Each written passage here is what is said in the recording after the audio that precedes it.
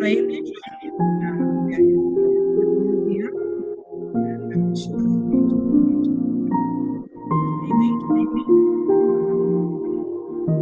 I want you to remember that this proposal writing training is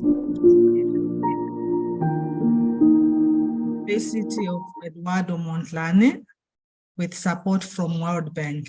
So thank you for joining us. And as a kind reminder, we have a YouTube link which we shall share with you. Every day we have different links for the live streaming of our training session. So we shall share with you. And again, we shall also share with you the registration link for you to register. Please note that you can only get a certificate if you attend the training every day. Please make sure you attend this training so that we'll be able to share with you your training certificates. Again, please do not send your contact details in the chat. We are going to share with you the registration link. At this moment, I want to hand over to our facilitators for the training. I see Dr. Paul Nampala is already here waiting to dish out the goodies of the proposal development rice shop. Dr. Nampala, over to you. Thank you.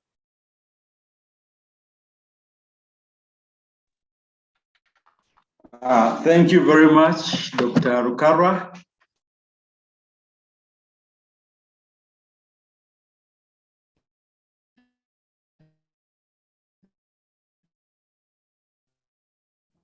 We happy to be back joining in, as was the case yesterday, which is a Q&A. Friends, just to remind you that the objective of this interaction is to support students develop quality research thesis proposals. And we are focusing on skills. It is a skills development interaction and engagement. So feel free to interact with us. There is a chat room. Yesterday it was really very, very busy, and we kept engaging. I think there were over 200 questions. I recall answering close to 120 questions or 83 something questions. And this was through the chat. But then we also tried to the extent possible to answer the questions verbatim as we were interacting with you online. So friends, you're very welcome. So we will continue, and we hope that day by day we'll keep improving. Day 2, this is our menu. We shall do a recap of day 1. Then we shall finalize the key issues in scientific writing. And then we will then move on to problem identification and analysis. Now, friends, we had so many messages yesterday, and we appreciate the interaction and the pick up messages. I don't know, maybe some of you that attended, I will put you on spot to give us some feedback on the takeaway messages from your perspective. Now, from our side, students in the university will normally be asked to give a topic or title of their study. Sometimes, even when you are applying for your PhD, they will say the form requires you to put a title of your study. Now, yesterday, from our interactions, we said that students at master's and PhD level have to go through a process. And the process ends up with the title. So the first process is that you go step by step and do a problem identification and analysis. So you identify your problem and then the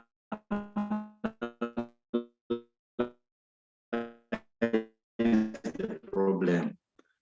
The water, the reasons why it's not clean is what you're studying, but you're not studying why the water is not clean. So your study is now to dig up and find a research problem in the pollution effects of Lake Victoria. And that can take so many dimensions. Is it because of the agricultural activity around the lake? Is it because of the affluents coming into the lake? Is it, and you'll find that as you do the problem analysis, you get more and more focused. And that focus is normally linked to your discipline. So there will be people who will be interested in mineral studies. There will be people who will be interested in garbage. There will be people who will be interested in fertilizer pouring into the lake.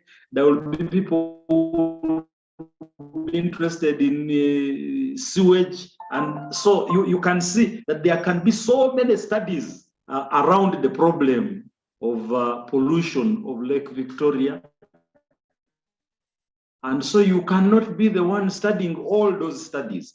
This is why you need to do a problem identification and analysis such that you make your research sharper.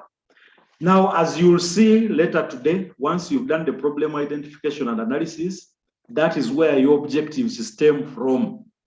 Now, from our perspective, that profile of objectives also contains the hypotheses, prepositions, research questions. That entire profile. And so once you start constructing objectives, then you are actually laying the foundation for constructing hypotheses. There is no hypothesis without an objective, but there can be an objective without an hypothesis, and we shall get to that. And this is why yesterday, one of our key responses was that we are going to talk about all these things. So we are going to go through a step-by-step process of thesis proposal development, which, as we said, is a little different from grant proposal writing. So this is thesis proposal development or thesis proposal writing. Now, once you have crafted your objectives, you have your hypothesis, you have your prepositions, you have your research questions, and we will see that in some studies, you only need the hypothesis. In some studies, you only need research questions. In some studies, you need both the preposition and the research question. So you're not going to have both of them in one study or three of them in one study. But once you have cut out your objective profile, and the objective profile includes the overall, as you'll call it, or the aim, and then it includes the specific objectives, then it includes those appendages, hypothesis, preposition, research question. Then you're now ready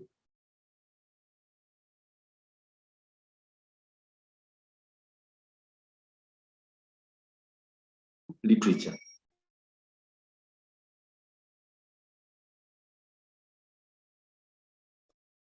And package it up for you to have a session where we shall literature. Some people think it is a question of just assembling literature and you package. So and so said this one said this one said this, and now therefore I'm doing research. No, literature is a synthesis, but we will get to that. And yesterday there were questions around literature which we tried to answer.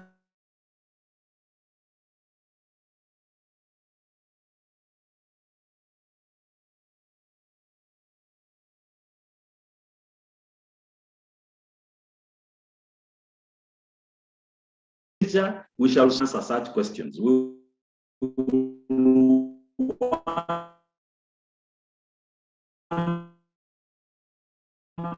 be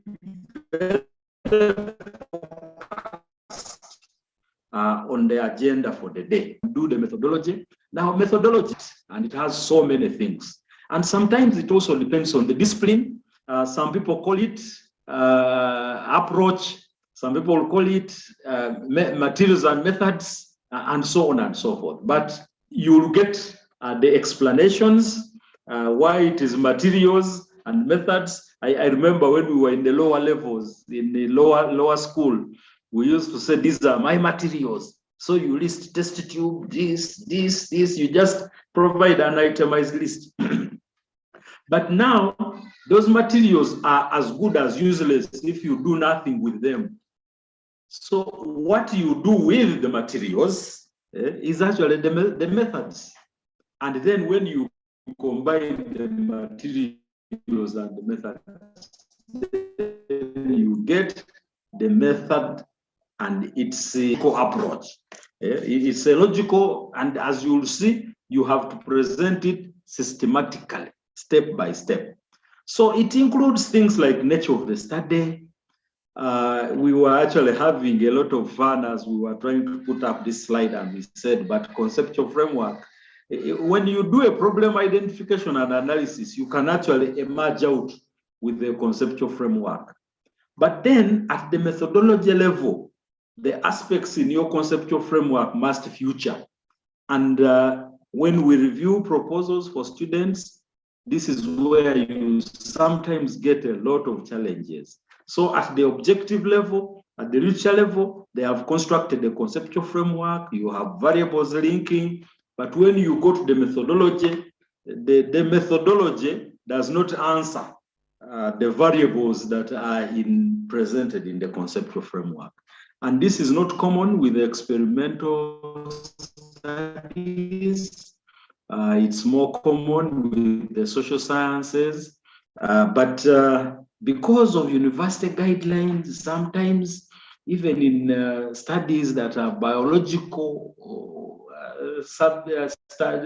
experiments, you'll be sort of boxed in a corner to present a conceptual framework.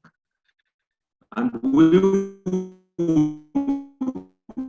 get to this. We'll probably have a presentation, 2, 3, 5 slides before it.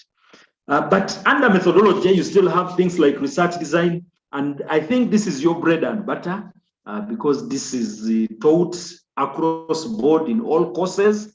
Research, there is a research course, whatever you would like to call it, research methodology, research, different universities call it differently, and applied statistics and what, I'm sure it is taught. So you know these crisscross designs, you know these, my friends in plant breeding, you have so many designs that you use, lattice square design, and so on and so forth. So the home for all this is in the methodology. But from the approach that we are using, you cannot write a methodology that is outside the objectives. Actually, you would go objective by objective for every, such that you have your methodology complete, addressing each objective. So the tools, the data handling, how you will analyze, how you will handle your data is all included in the methodology. Now, at this stage in the proposal writing, we now will have expected outputs. What do you expect after you've done all that? You have your objectives, you have reviewed literature and referred to other people's works, and now you have a promise that you will actually do the work. Now, what then the methodology, it is possible to do a work plan. Actually, work plan is a listing of activities that are broken in segments from the methodology. And the work plan goes hand in hand with the budget. Whatever you propose to do, how are you going to do it? And so on and so forth. And whatever you propose to do, what is the equipment? If you're going to the field and you've promised us that you'll be taking photographs, then we expect to see some gadget in the budget that will enable you to take those camera prints and whatever. Once this is done, then you can now think about the reference citation and listing. And again, this has a lot of issues there, the styles, the word. And these days, there is a lot of tools to the extent that even as you move through this process, you can be packing and keeping your references in the citation structure that you want them to be, of course, based on the style of the university. And then the last but not least is the abstract. And after the abstract for your proposal, you then can develop a title.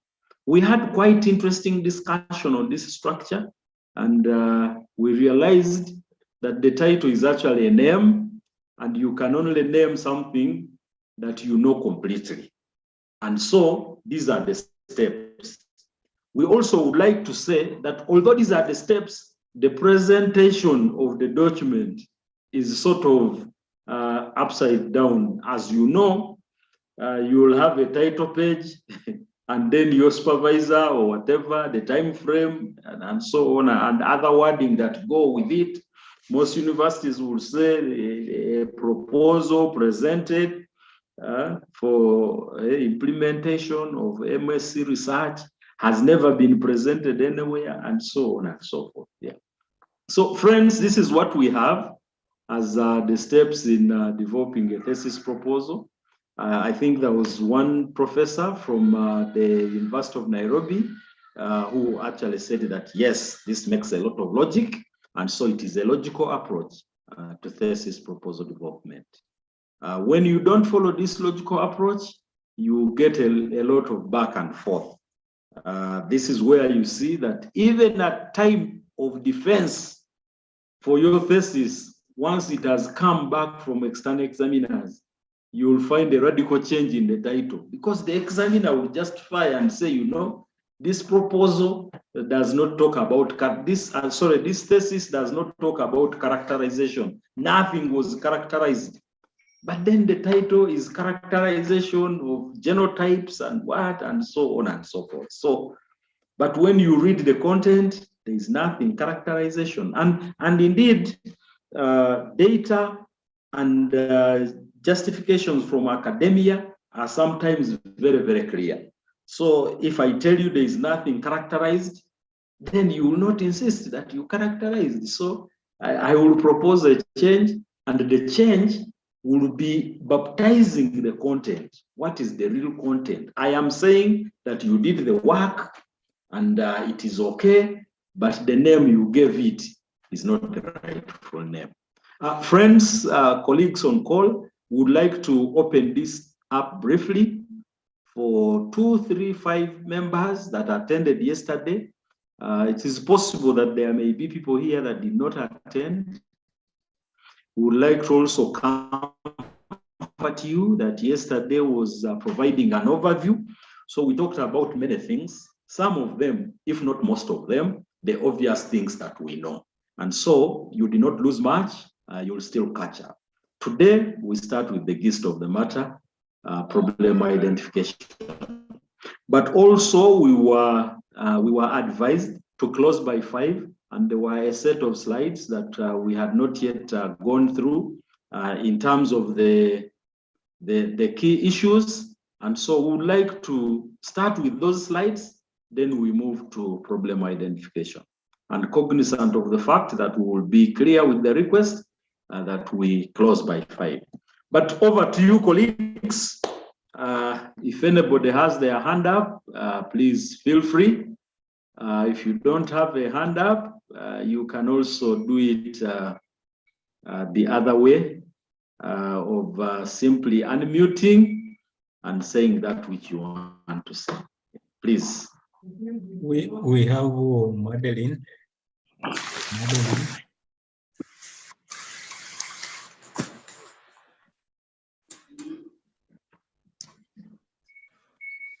Madeline, please Hello? go ahead and ask your question. Hello. Yes, we can hear you. Go ahead. Good afternoon, Prof. I'm calling from Cameroon. Please, during the presentation concerning steps in developing a thesis proposal, you did not talk about the rationale. So please, I would like to know what is the rationale, what is the meaning of a rationale and its importance in proposal writing. Okay, thank you very much. And this is a very, very good question. Now, when we look at the number 2 objectives profile, we have what we call the introduction, and maybe we needed to give this as a listing. The introduction normally has so many components. The introduction has a background. So there is a background to the introduction. And Yes. then there is problem statement, then there is rationale, then there is justification. And just before now, in the order of presentation, after the rationale justification, you now present the objectives and the hypothesis and so on. So thanks, we will be talking about introduction and its components. Okay. Thank you. Next, we have Donko. Donko. Good afternoon, Prof. Hello, can you hear me? Yes, we hear you. Yes. All right. Thank you so much, Prof. My name is Donko Dondo. I'm calling from Nigeria. I'm a graduate of animal science from the Federal University of Agriculture, Makudi, not yet enrolled for MSc. Now, my question comes with step number 8. We're talking about the abstract. Now, I learned that the abstract is a summary of the work done, and it usually includes the results of the research work. Now, we have an abstract here in the proposal, and we have not done the work yet. We're only proposing. So how is this abstract going to look like? Is it going to look different from the one that wherever a work is done, is published along the work, or is this one different from the one that is normally published in journals after works are completed? I just want to know, because I was thinking that this is a proposal, work is not done, nothing is done yet, so we cannot be putting up a summary to tell what it is. Thank you, Prof. Okay, thanks for the question. Again, very good question. The word abstract means short form of. So here we are talking about the short form of that document. And I'm glad you're asking this question, because the short form of that document cannot be cannot be written and presented before the document is written. So this is why in the steps for development, the abstract, I think most universities call it summary in the proposal, so it is the summary. But Okay. Short form of, and summary also means short form of. So short form of that document is what we are talking about. Thank you. Okay. All right. Thank you then, Prof. Next, we have Ashraf. Yeah, good afternoon. My name is Ashraf. Am I audible enough? Yes, we hear you. Yeah, I'm Ashraf. I'm from Uganda. I'm doing a research project around sustainable finance. So I realized that yesterday we were talking about the upside, what is it called? The pyramid. So the pyramid, which was upside down. So I'm finding trouble trying to come from the broad as I narrow down, because sustainability itself is a broad area. So it's something that I need more light about it, because I need to go a little bit much more specific in my area, but this is where I'm still stuck in my proposal level. Thank you.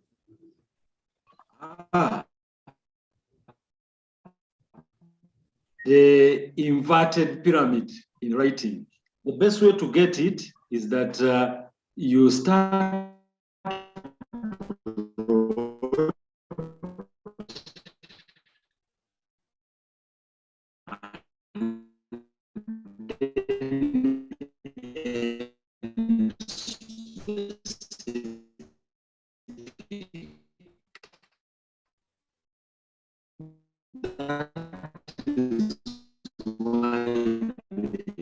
it's an inverted pyramid. In order to be very inclusive in your introduction, but now when you start focusing speaking your language, it's like what we are doing in chemical analysis in chemistry. When you are analyzing iron, presence of iron, you start with all iron 3, iron 2, iron, and then now when you do the analysis, qualitative analysis, you now come down and say, it was very brown. It is now iron 3. So you start very specific. I mean, you start very broad, and then you become more and more specific. My colleague, Professor Jess, would like to give more insight on this inverted pyramid structure. Yeah. Good morning. Okay. Inverted pyramid structure is to enable somebody who doesn't know anything about what you are going to do follow. You start from their knowledge. You can estimate their knowledge. and keep going away from that knowledge towards where they don't know. And they should be able to follow. But also, thesis, academic work can be abstract, difficult to understand. So if you start with your jargons of what kind of things you are looking for, the genes, the what, the hormones, you are not going to attract readers. And it is worse if you are writing a grant, because the people who finally sign, the executives, are not from your area. They are normally from social sciences. So if you make the reading very complicated, you attract somebody to put away your proposal until they get time to understand it, somebody else to read and explain to them. And if this person has 1,000 proposals, I bet they might never come back to your proposal. So similarly, even the title should be very simple and attractive. If you're working on maize, don't put Z maize in the title. There is another level called the keywords after the abstract. Z maize can go in keywords. So the intention is really to make reading desirable. And as I said, we write what we write in form of a story. People like stories. So when you go from what they know towards what they don't know, they may drop off along the way, but appreciating that what you are doing is very, very important.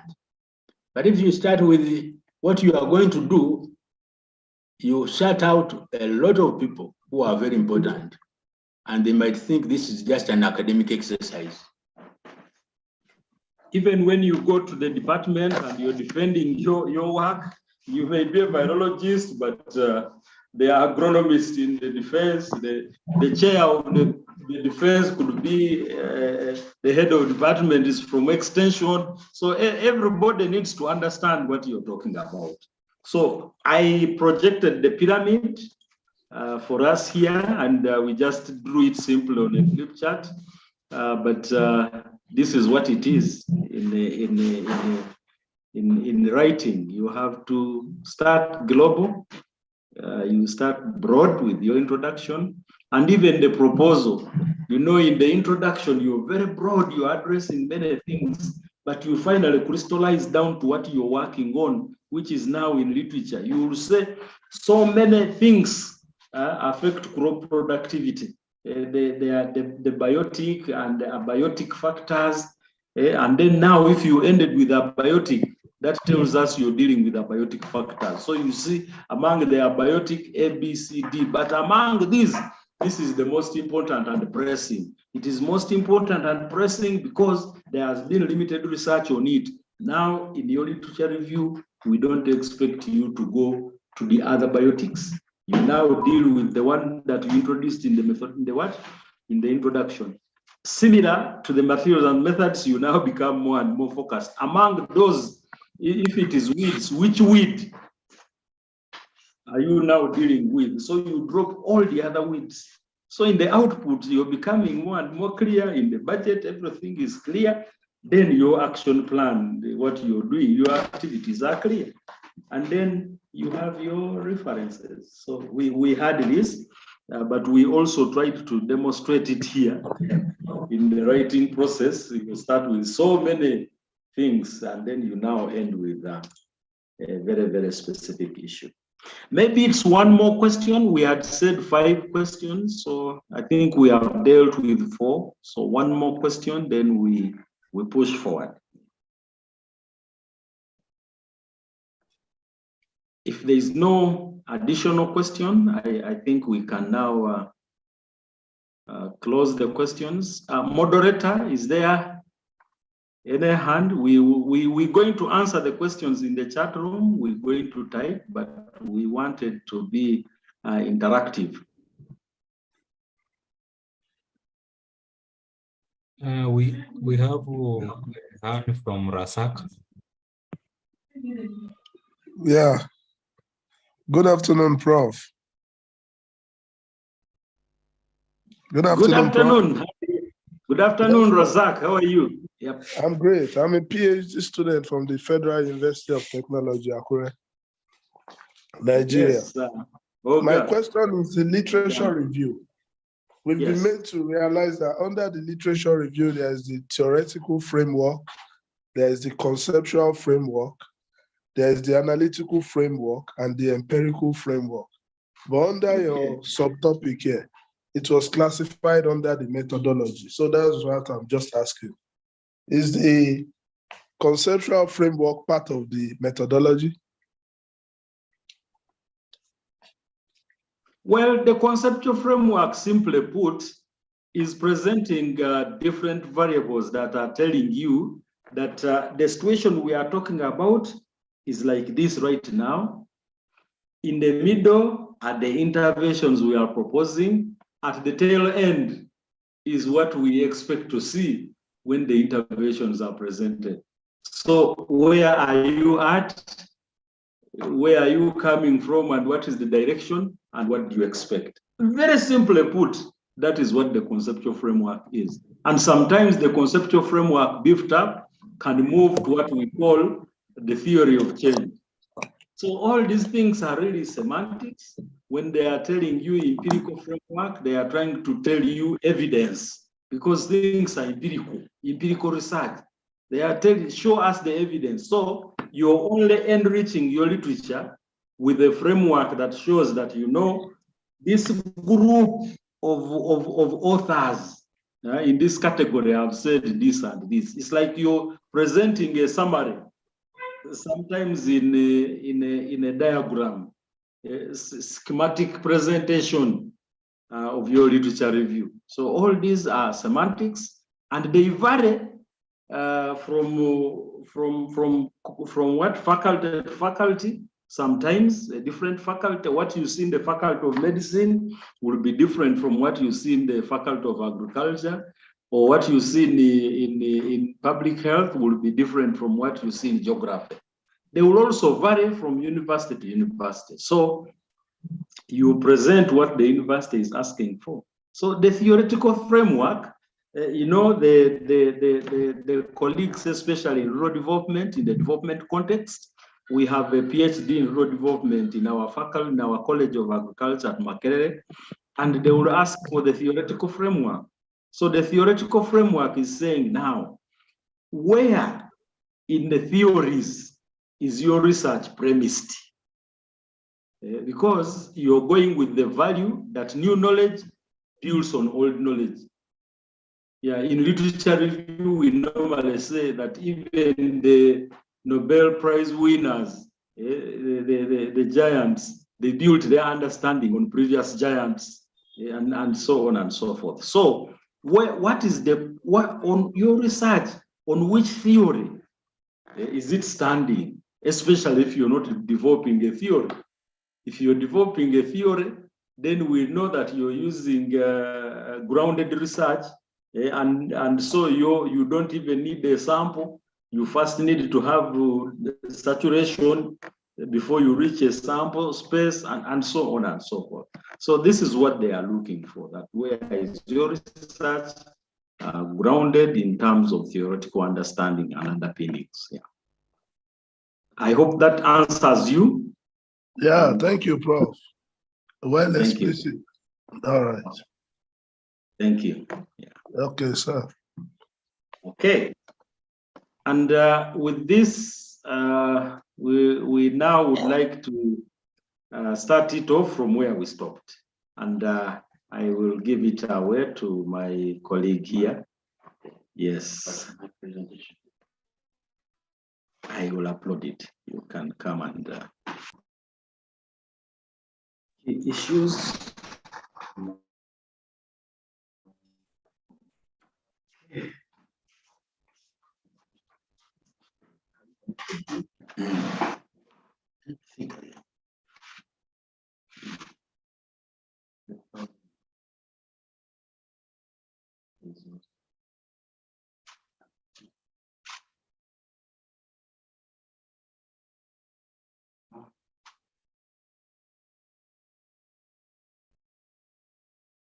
I think you can continue.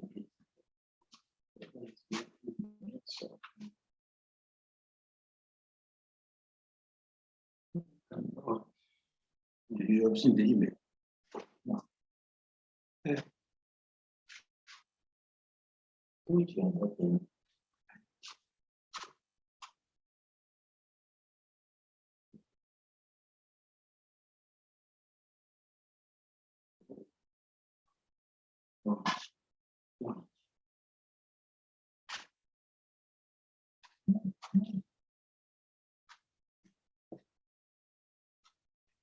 Okay, good morning once more.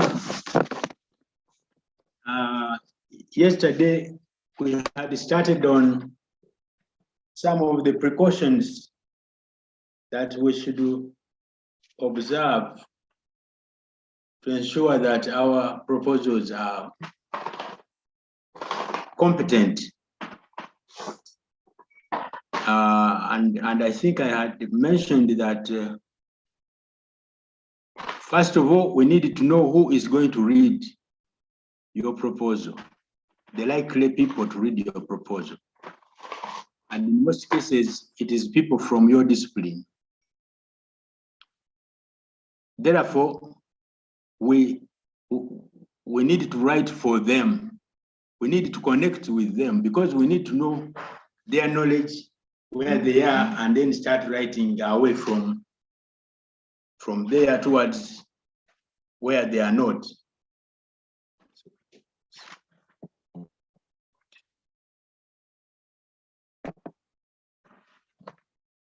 Yes. Can you take it back up? Up.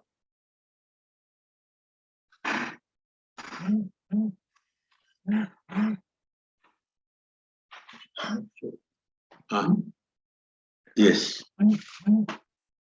So we need to identify our target readers and write for them. And as we write, we need to be writing with the authors in mind, imagining what is happening to them, the chance that they are getting lost, the possibility that they need more explanations, and in a sequence, present our message through a document called a proposal. And I said yesterday that you must be equipped with what to write. To begin with, you must be entrenched in a discipline, but that alone is not enough. You still need to read, because this is a specific case. You need to read widely and get to the boundaries of knowledge related to what you are writing, the subject matter. Okay? It is more involving when you are writing about what doesn't exist, because the creation, I think, has disappeared.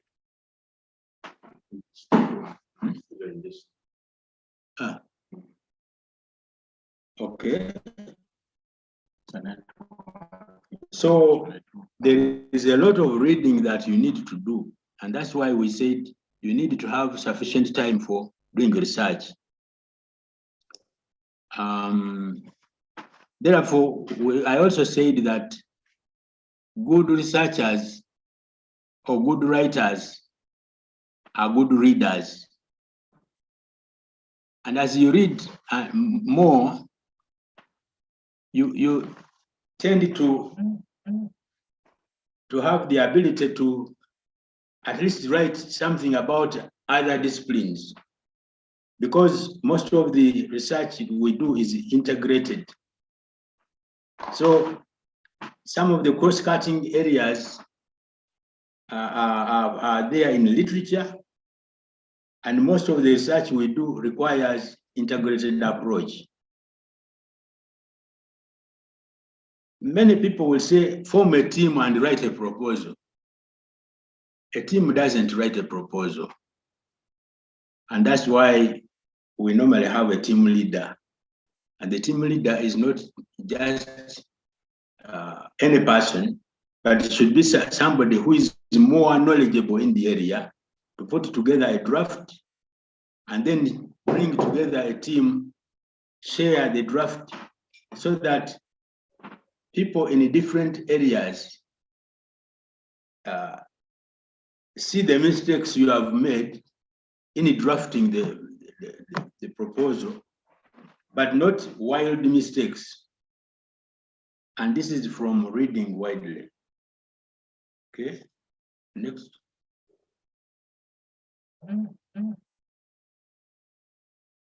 Okay. I think next. Next. Yes, one important thing with writing, especially with beginners, the tendency is to write and edit. Editing means making the document better. Now, editing can take you off the track of the objective of why you are writing. So it is best if you're a beginner, download all that you are thinking about first, and then come back and edit. Okay? And editing means moving paragraphs, moving sentences, moving sections, and so on. So best you write what is on your mind first, and then begin editing. But as you write, read and write, you perfect in doing both writing and editing, to the extent that you are able to do both together. And at that point, I think they are saying they're not hearing you. is it? Maybe bend closer. At that point, then we call that precision writing, where you write and you do, finally, what you need to do as editing is very minimal. And many people who publish a lot have reached that stage. That's why they are able to turn out chunks of documents, proposals and reports, and very fast. And I think it is something that somebody can acquire in the process of practicing writing. Next.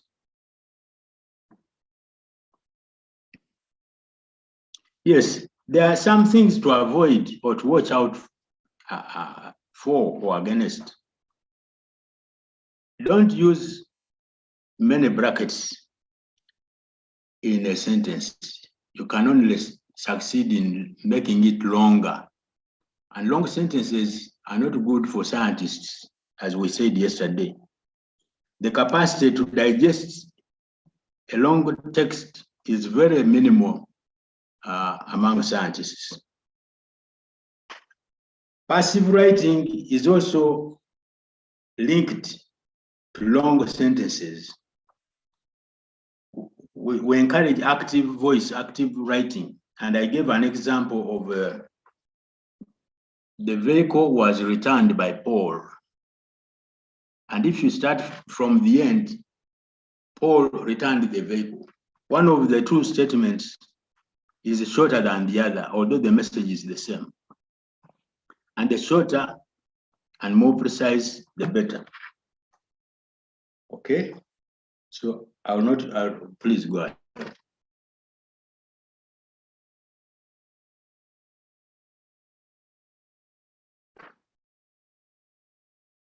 Just bear with us, we are using two machines.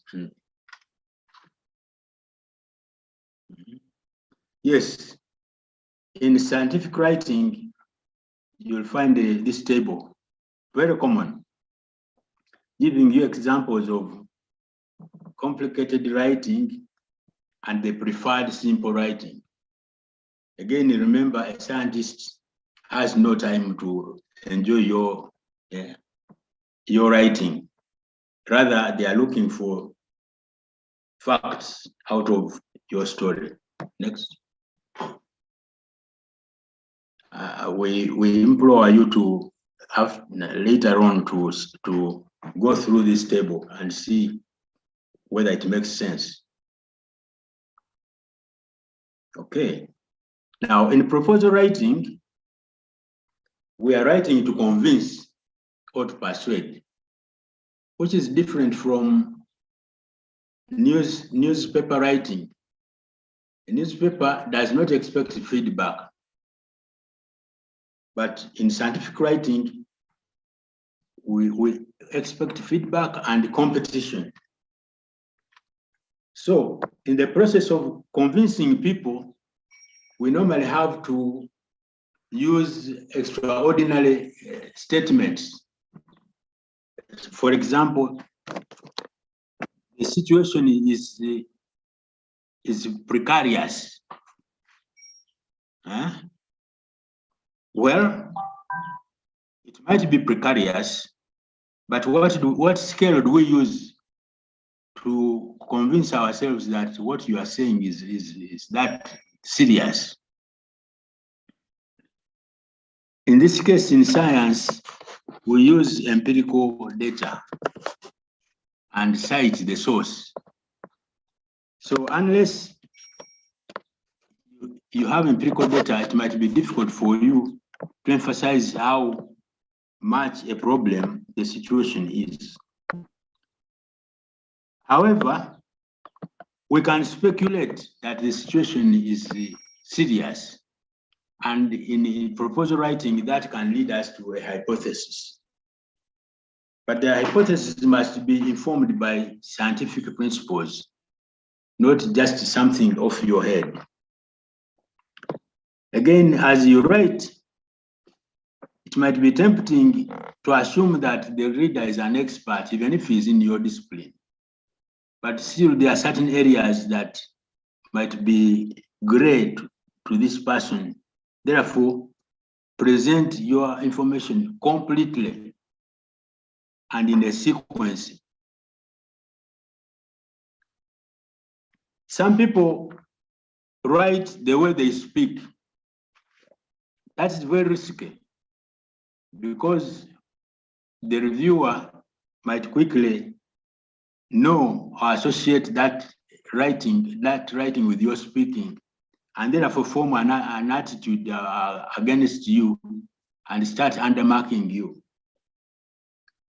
And then sometimes we overemphasize on what would be obvious in a discipline and even go ahead and cite. That's wrong. We need to make sure that what we are calling important should be news to the reader as well. Next.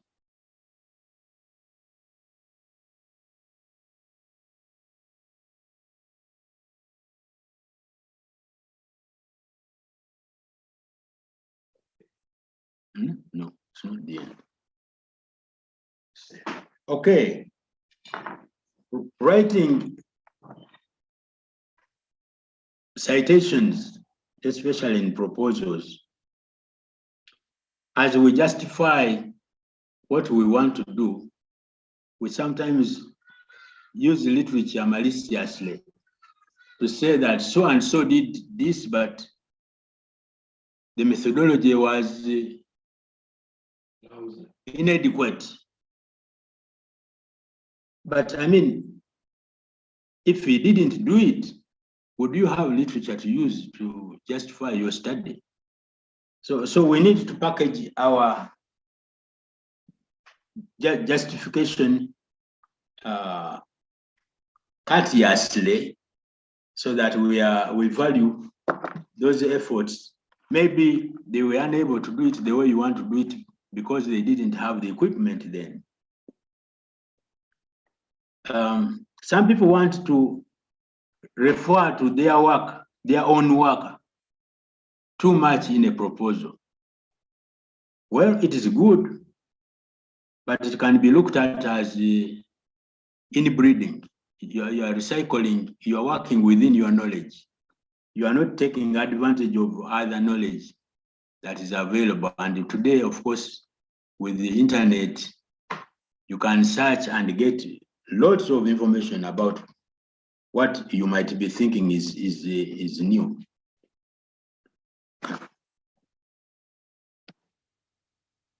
I think precautions can be as many as possible, but we will give you these slides. There's a lot more ahead that can help you, especially at the stage of editing, to refine your document to levels that will make it very competitive.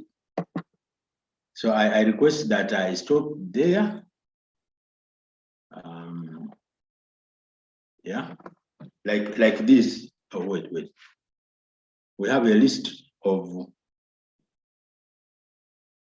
a guide of how to edit, where after you have put everything together on paper, now you can go back and edit. But one last thing I want to say is that it is best to write a proposal without literature around you. Use your knowledge. If you can't write without literature, that means you are not the right person to do research in that area. Put away literature and write. Every section, including or except literature review. Everything else, write using your own knowledge. I can assure you that there's no plagiarism software that will catch you up. Although it is also possible that as you refine in writing, you tend to write similar to somebody else who is good at writing.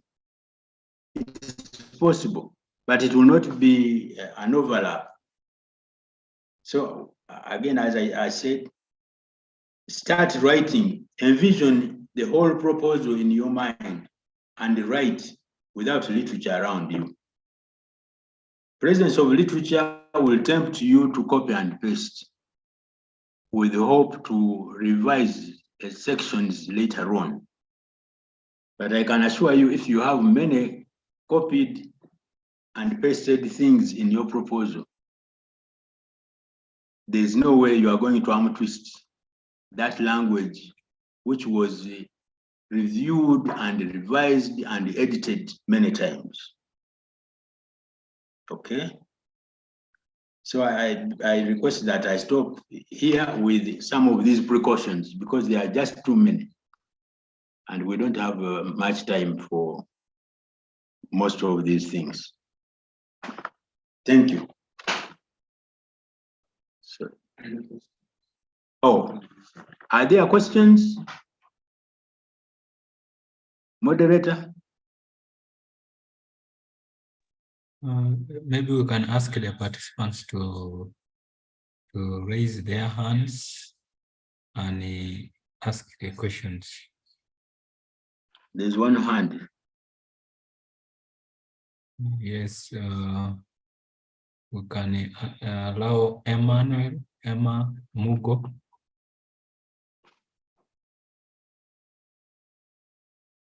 Emma Mugo. If Emma Mugo is delaying, we can go to Ross. Ross, please unmute and ask your question.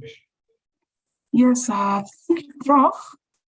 I'm Yes. also chair from Egerton University, MSc Crop Protection. Now, my question is that I'm referring to the sharing that we did yesterday that you said you would advise us not to come up with the title before we write the proposal itself. Now, sometimes the supervisors would like us to present the title first before we start. What would we do now then? Thank you. Well, you have to follow your supervisor strictly. There's no way you are going to educate him to think differently. But take it that the title is a problem area, the area that you are going to eventually get the title from.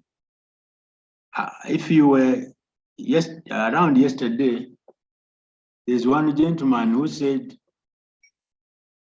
by the end of the research, the title had changed, I don't know how many times. Yeah, yeah. This is because you are putting a name on something that you don't know yet. And it is very tricky to have a title first, because everything you write will be referring to the title. If it doesn't fit the title, it's wrong.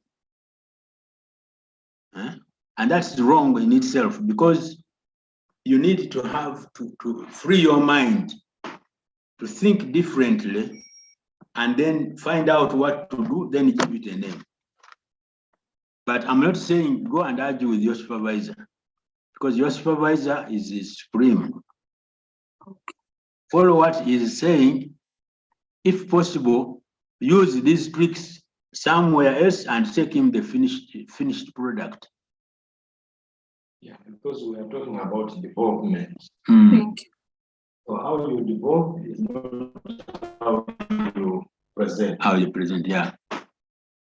Okay. Thank you. Thanks.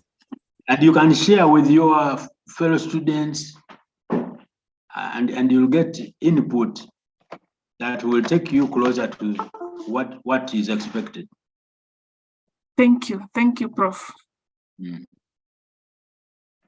We have the next person is Edinancy. Edinancy.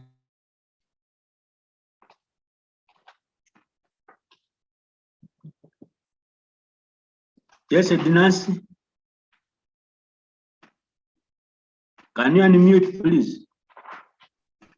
Or we go to Iradukunda, Valentine. Valentine, please unmute and ask your question. Hello.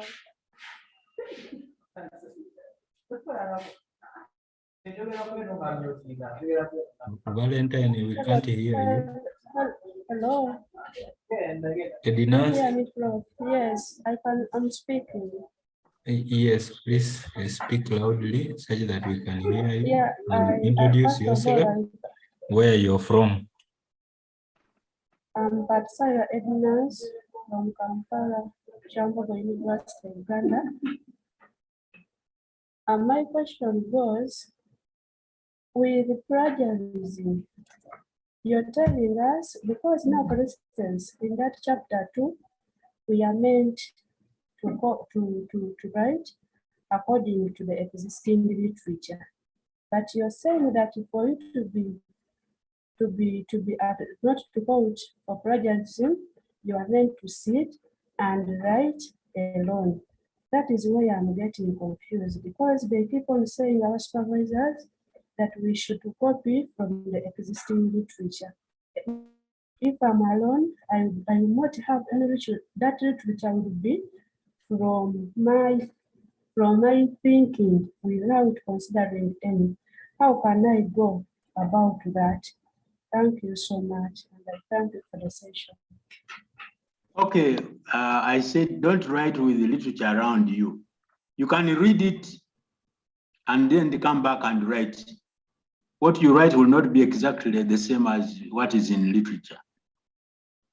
I can get you, Doctor. Apparently, when you read literature, you get the idea that you want to include in your proposal. You are not going to read all the literature and put it there. No, only the relevant idea in literature should be included in there. And from literature to your proposal, in between is what we call paraphrasing. Okay. Even if you have got the point in literature, you don't present it the way it exists in literature. You have to paraphrase, to write it differently, although maintaining the idea, the message. I can get you, Doctor. Thank you so much. Welcome. The next person is Mandela. Mandela, please unmute yourself.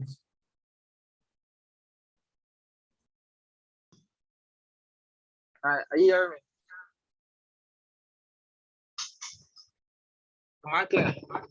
Mandela, are you there? Yes, sir. Are you hearing me? Are you hearing me? Yeah, but there is a feedback. There is a feedback. All right. Is that all right? Hello. Yes, yes, please go ahead. Introduce yourself and where you're from. Okay, thank you.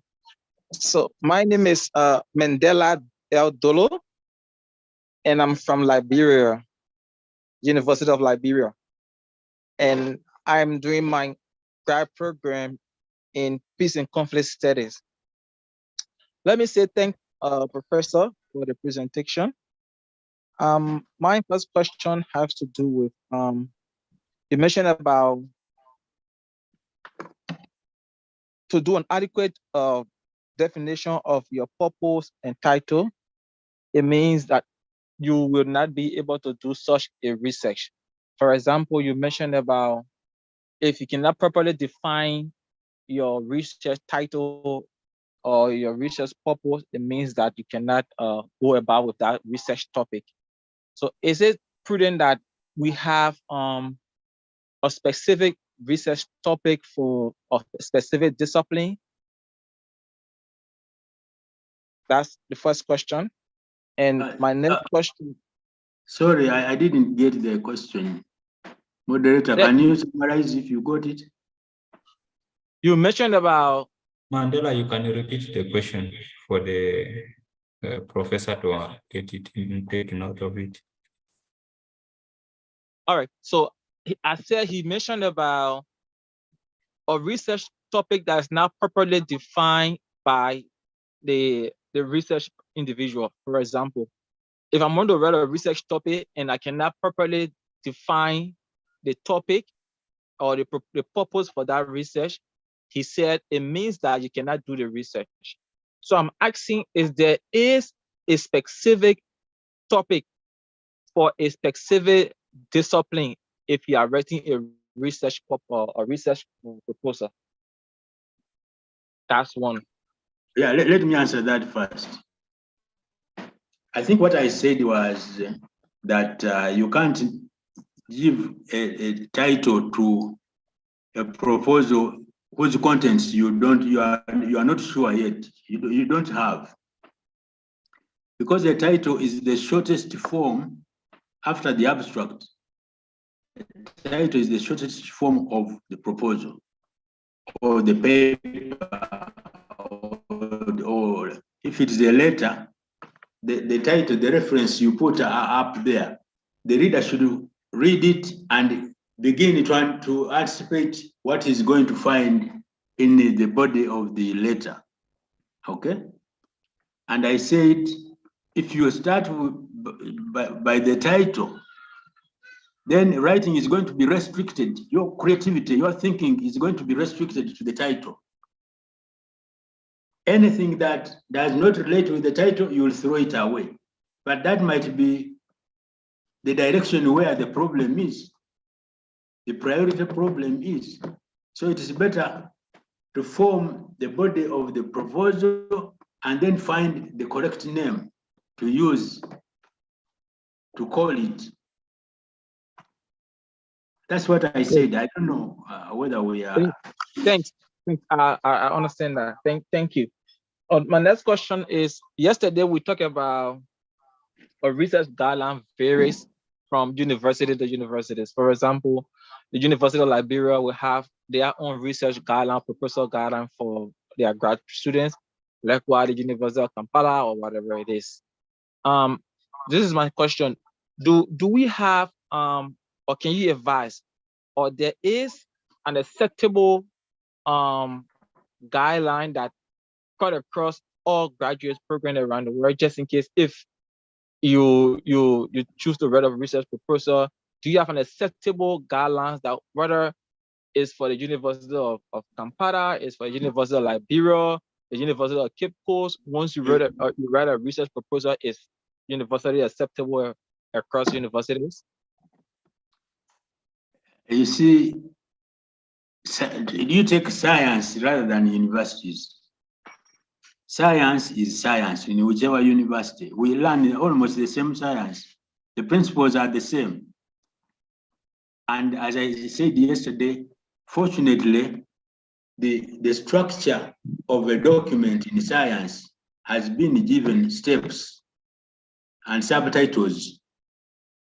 You don't have to be in the computer science to know that you have to start with the title, with the abstract, with the introduction, with the what, for science. Okay? It doesn't matter which university.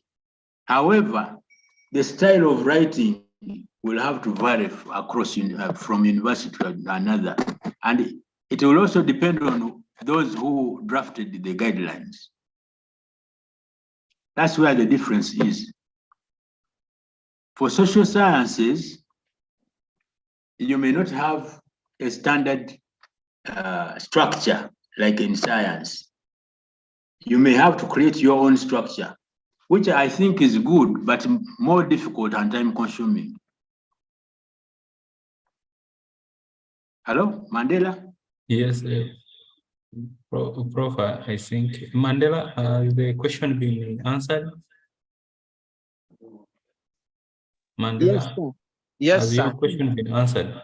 Yeah, thanks. Oh, okay, thank you, Prof. I think you can now proceed because the rest of the questions can be raised under Q&A, and then we shall give another chance later.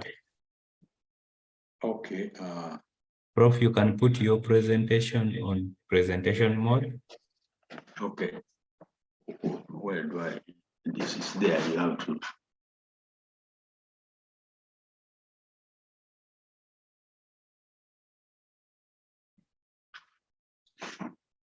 I hope it is okay. It is here. It's okay. It's okay. Yes. Now, you remember yesterday we said research is a problem-solving tool.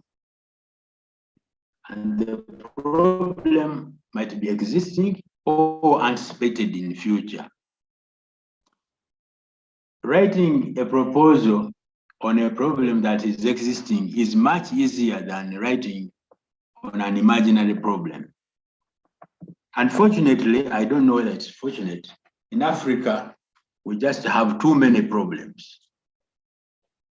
To the extent that if we have to do research, we have to even do some prioritization and start with the priority areas. Where do you identify a problem from? You can use newspapers, radio, people complaining in a seminar, reading reports, literature, and so on. But as you read literature, you have to be very meticulous, very careful to know that you are looking for a problem. And I remember when I was doing masters, I anticipated that the professor will ask me, which area are you going to do? So as I was doing coursework, I was always looking for statements like, this area still needs investigation. This, there's limited work done on this. Those kinds of statements. But if you want to get a problem from a community, of course, you hear people complaining, drought has wiped out everything. Insects like locusts, like army foreworm, nisu, soil fertility as you know, has been lost in the gardens, and you start from there. That is a problem. If you write about, people will not be surprised where you are getting it from, because it's an obvious story coming from communities. And now, after getting that problem, you should note that there will be a lot of elements to it, which can lead to different research. And therefore, your proposal alone is not going to collapse that problem. Okay?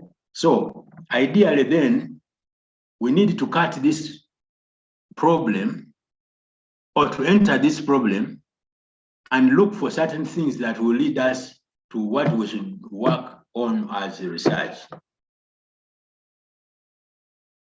I can also say that it's like we have a big problem, you cut it into small pieces first, and then rank those pieces in terms of significance. See, what is significance? Significance is related to the impact you will lead to when you take away that problem. Okay, it's like a luggage. Big luggage will give a lot of relief if it is taken away compared to the small luggage. Now, there are many tools that we can use in order to arrive at what we should do as our problem area, problem focus. It seems like okay. Okay, and one of them that we have found possible, it's not the best, is what we call problem tree analysis. And many of you are very familiar with problem tree analysis. As it were, problem tree analysis is linked with the log frame. And log frame is for big grants. But we want to take the principle of problem tree analysis to get us to what we should pick and convert into objectives for our thesis proposals. Okay. Go to the problem tree.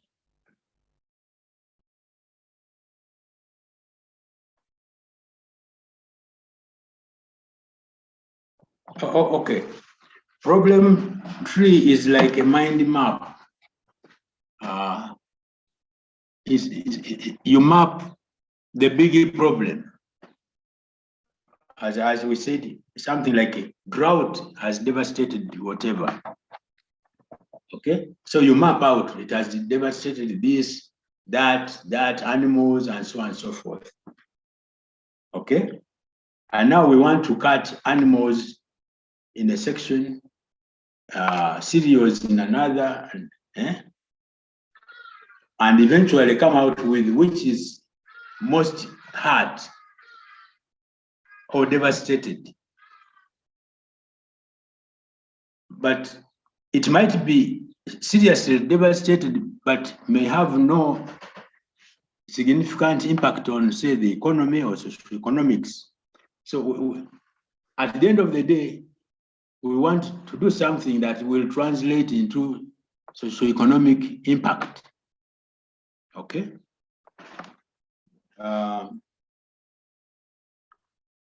The problem tree works this way. Of course, a tree has branches, it has a trunk, and it has roots. And the roots also have their own branches, many branches. Okay? what we see above the ground is heavily dependent on what is below ground. The performance of above ground depends on what is below ground.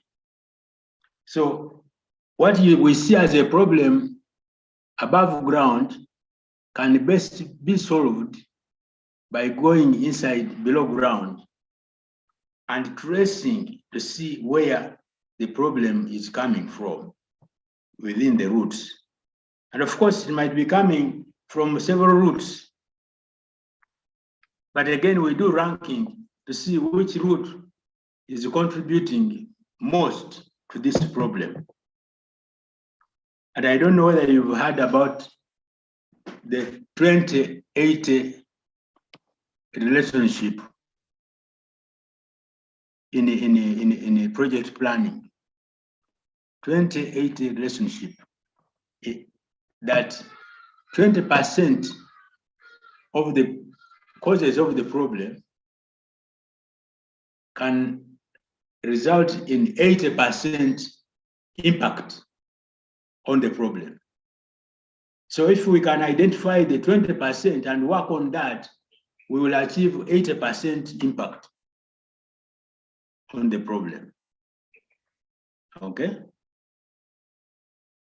Now, the problem tree works on the principle of cause and effect. For every effect, there is a cause. Unfortunately, it's difficult to interact with you to know whether you are following or not. But for every cause, for every cause, there is an effect. But not all causes lead to the same level of effect. And the causes naturally then for the problem tree will be below ground. Of course, there are some that are in the atmosphere, but most of the causes will be below ground. Okay? And the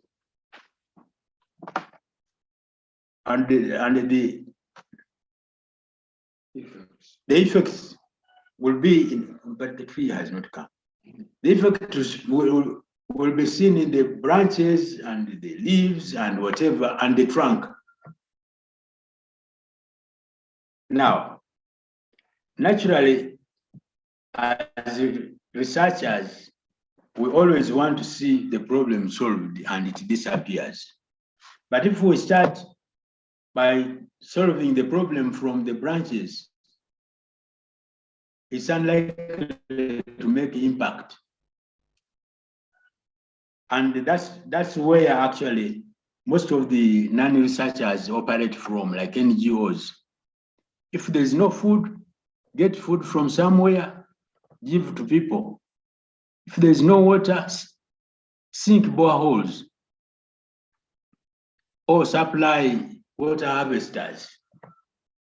But a scientist, his role is to take away sustainably. You know, it's not sustainable to supply food to people, supply water.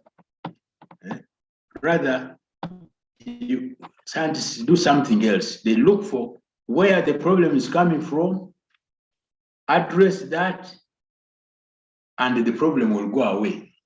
And the communities will not have to spend any money to keep supplies flowing. So a scientist will know there's a problem in the branches, from the branches where the communities are, and enter the tree through the trunk into the root system to get where the causes are. And as I said, then we rank those causes. And then we use the 20-80 relationship, which assumes that if you know the 20% priority causes, you will be able to solve 80% of the problem. Okay? Now, in the root system, as scientists, what we look for are the causes. But some causes are more primary than other causes. Okay. A plant will have a tap root. Okay. It will have a tap root. And then it will have, what are the others? Branches. Branches of roots. Primary roots, secondary roots. Yeah. Primary, primary, secondary, tertiary, and so on until the root hairs. So we need to divide up those roots and assess how much each of those are contributing, and then rank them, and then select those that will fit in our proposal.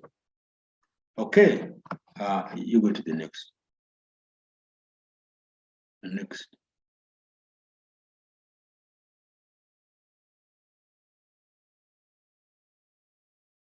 Just a minute, we are trying to get the slide. No, these boxes. This is the boxes there. Oh, yeah. Okay, we have one here. I would have preferred the Ghanaian case. Yes. We are now beginning to do problem analysis. In this figure, we have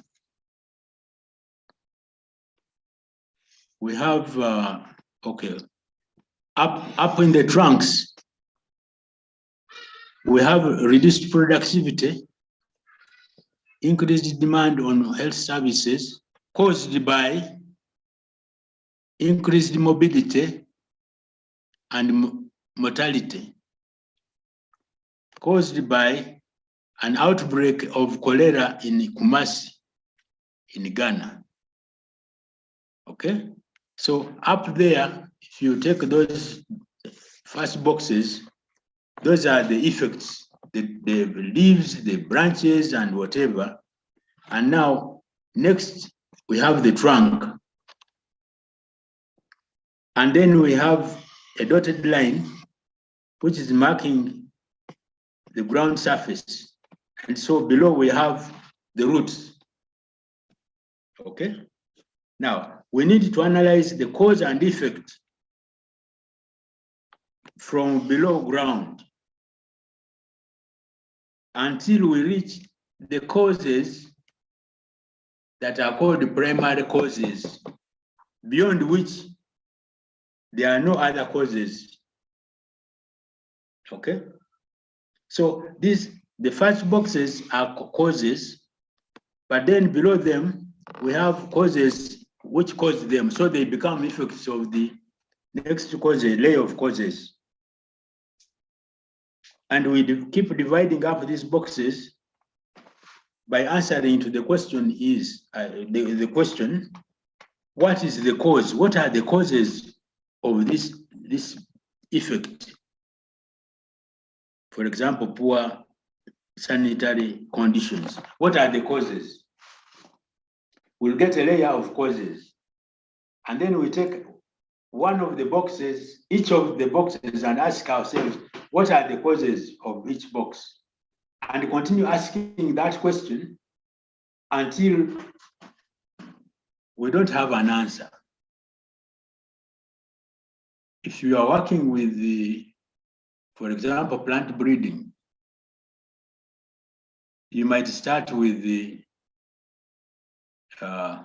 lower sugar levels in maize, for example. And now you have to, maybe that's not a good example because photosynthesis plays a big role. But anyway, we will see, we'll get examples later on. So the first layer of causes are these. poor sanitary conditions can lead to outbreak of cholera in Kumasi, which also leads to increased morbidity, reduced capacity of people to do work, to be active, and mortality, which is death. But it can also be contaminated water supply. It can also be unhygienic health practices. Okay. Now, when we are writing causes, we don't combine the two causes. And so the last box there was just to give an example. Rather, the and should be another box. Because when it comes to getting the causes of this, it's going to be mixed up. And remember, we are going to base our research on what we analyze. And so we might end up getting objectives that are not specific. Okay, so we keep doing that, drawing flowcharts from each box until we reach the levels where the question, what causes this, has no answer. And that can take us a lot of time. However, because in the thesis proposal writing, you are going to work alone. So for us, we simplify it a bit by looking at these boxes and seeing which boxes relate directly to your work. And tease those more than the others. Because if a box is on defense and you are an agriculture person, then it's a waste of time continuing with that, with those boxes, teasing even more, because finally you are not going to use them. So take those boxes that relate to you and tease them up to the end. Okay? If you don't tease to the end, first of all, we are going to derive objectives from these causes, primary causes. So you'll be working with an ambiguous cause, and your objective will not be specific. It will not be specific because if you work on a cause that is up here,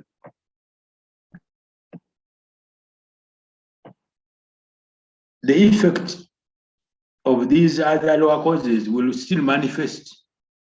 It's like cutting a tree and leaving a trunk there. You will not have killed that tree. Still branches, some sprouts will come up and the problem will be back again. It's like solving the problem here in the trunks. Supply food, supply medicine, without going to the root cause. You will supply until you get tired, until the budget cannot support you. So best if we go to the primary causes or root causes. And if we establish the root causes, then we do ranking. We do ranking so that we pick the most priority causes. And those causes, we are going to see next how to turn them into objectives and then turn them into methodology and continue with that. Do the budget and then compare to see whether the budget we have, don't budget to fit in your work yet. Budget completely and then see whether the budget fits in your work. And if it doesn't, then see what to leave out. Maybe you leave out one or two causes which means leaving out one or two objectives, and see with your supervisor to see whether that is sufficient. Okay? Can you go to the next?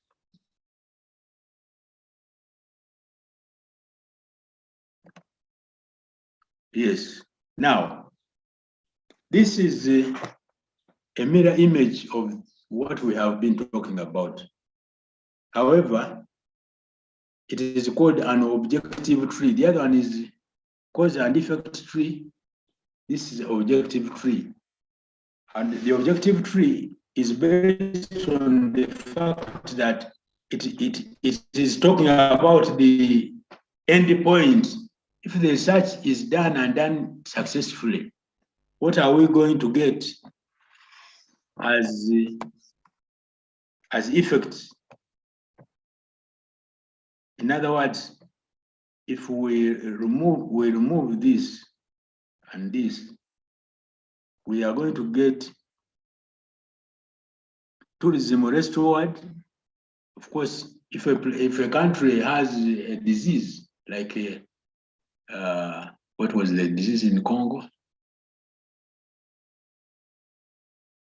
Ebola. Like Ebola. Of course, tourists will not come. So if you sort it out here, you'll get more tourists, you'll get reduced demand on health services, you'll get increased productivity, and so on and so forth. But even within the trunk, where you had a lot of mortality and morbidity, all those will be reduced. And you eliminate outbreak of cholera in Kumasi, and so on. So you get the end point of your research proposal. Now, in mind mapping, remember I said you draw a map of the problem. In mind mapping, we are not only going to succeed in getting the specific objectives, we are also getting input for our introduction. Definitely, when you write introduction, you will start with what communities are suffering from, and then you continue what has happened and so on, and then the likely causes, and likely causes based on priorities, and therefore the focus of your research. So somebody will not wonder why you chose this objective and not the other objective, because you have systematically shown how you arrived at these objectives, ranked them, and selected those. Okay? So this mind map is an input for your introduction, justification, rationale, and so on and so forth. And your understanding of the problem will be greater after doing problem analysis, proper problem analysis. So, for your thesis proposal, you may have to do problem analysis like twice. First of all, get the big idea, and then for your research, you can start from around here. Potable water supply in the target areas. Okay? But remember, from the problem tree, we said, can you go back? Yes. Oh.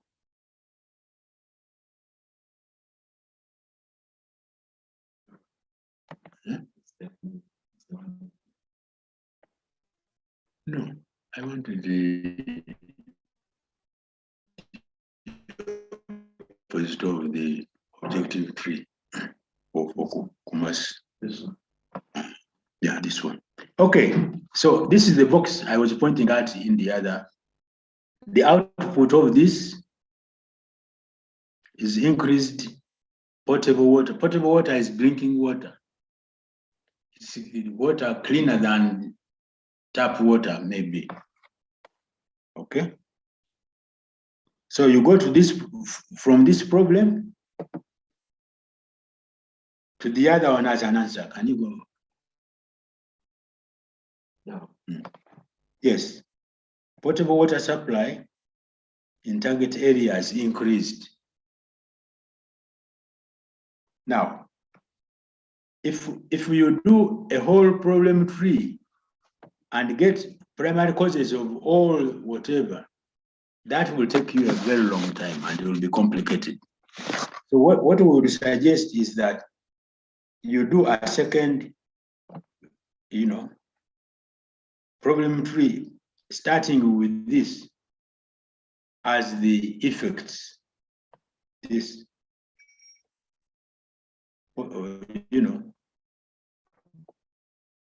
and then doing tracing the cause and effect than starting from up here. This other, the bigger problem tree might be for the whole city. Okay? But what you are doing is just a small study on a thesis.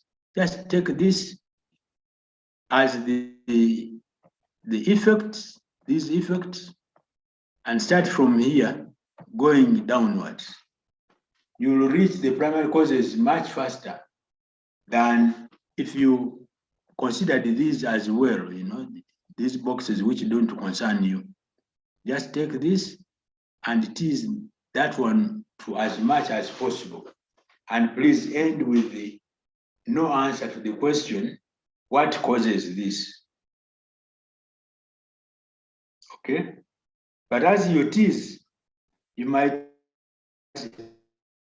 end up with something like a policy, one of the primary causes, inadequate policy. Now, inadequate policy, if you are to address policy, policy will take you more than about 5 years minimum to address policy. But if yours is a master's thesis, there's no way you are going to consider policy as a study. So I would rather advise you to leave it. But if it is a development project, we know policy is very important. So what we would do is to take other causes, but have policy as one of the activities. Maybe we start on it in terms of advocacy, or, yeah, sorry about that. In terms of, seeking audience, creating awareness as activities as you implement your specific objectives.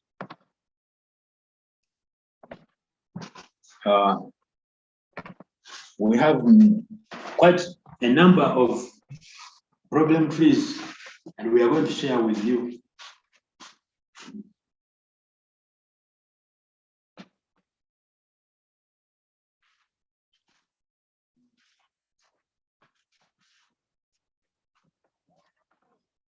We are going to share with you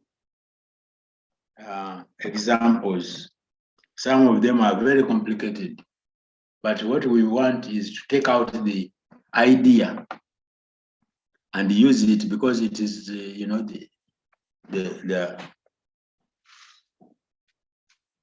practice is very objective, and you can use it to justify your work very easily.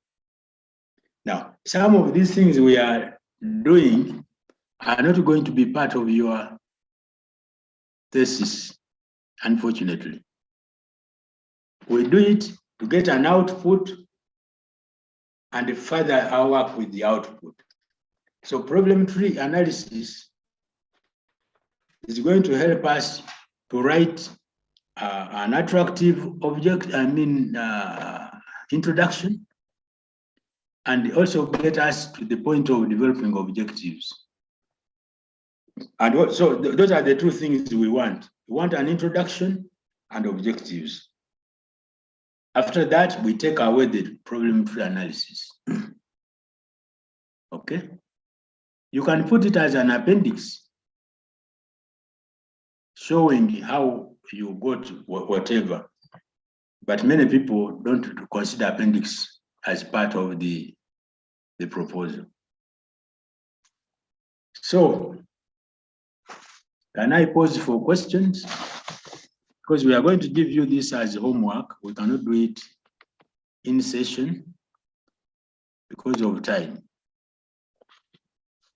And you can consult colleagues, work together with the colleagues, so that tomorrow, what we want is the objectives first. And then the introduction will be written later. We might write it as one of the second last things in proposal writing. Questions?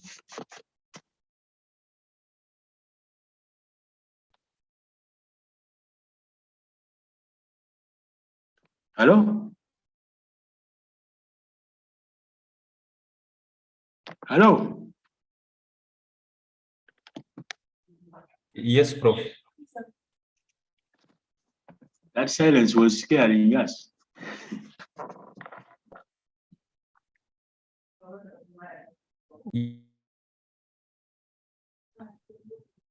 We can hear you, Prof. Yeah, we want questions. I hope you had the whole. Okay, so we start with Richard Ban.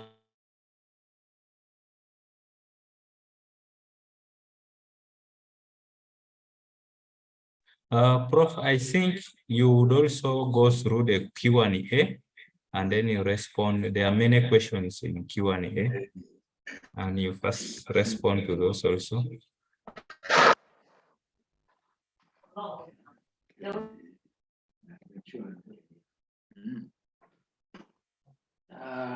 Can problems be stated without citation?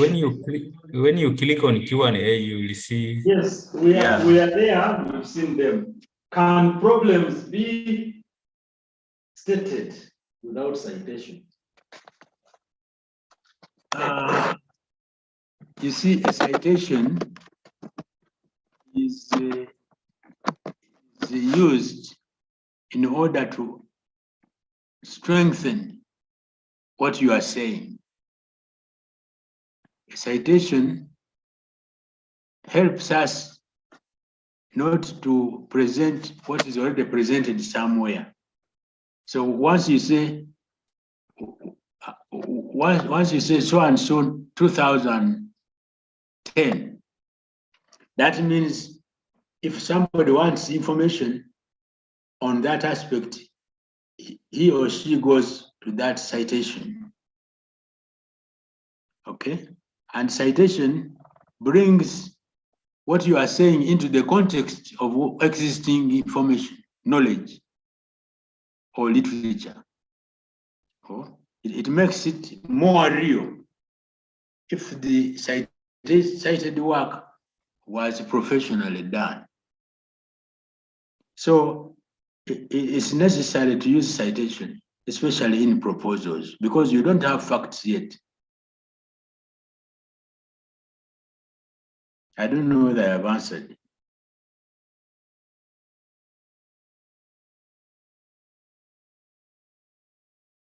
Hello? Yes, Prof.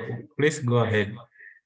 There are many other questions in the Q&A you can respond to.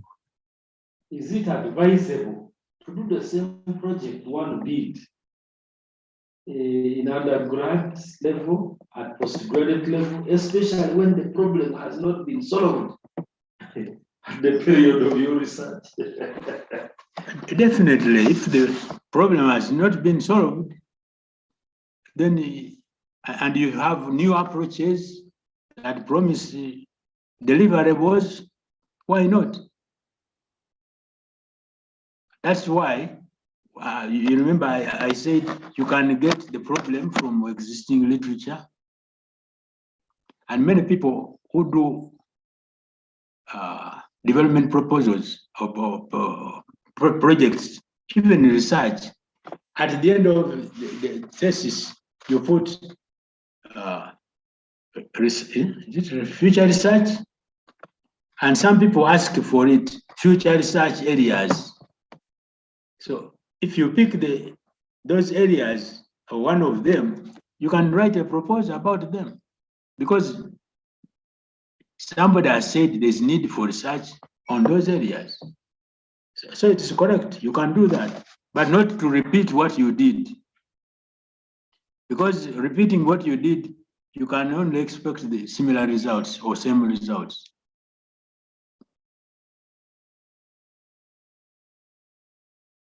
Next, After constructing the objective tree, how do we construct the specific objectives then? We are coming to that. But you can explain. We are coming to that. Okay. Tomorrow, I think it's the session tomorrow. No, today. Oh, Yeah, today. Okay. Like the problem tree for Kumasi on cholera. Okay.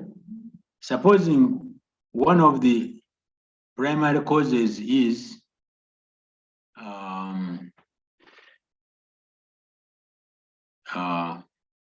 maybe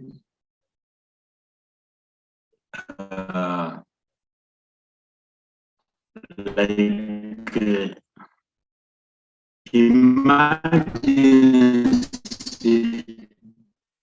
of a certain bacterium in the environment. Maybe you specify which bacterium that is accelerating cholera. It's a strain. Is it a strain?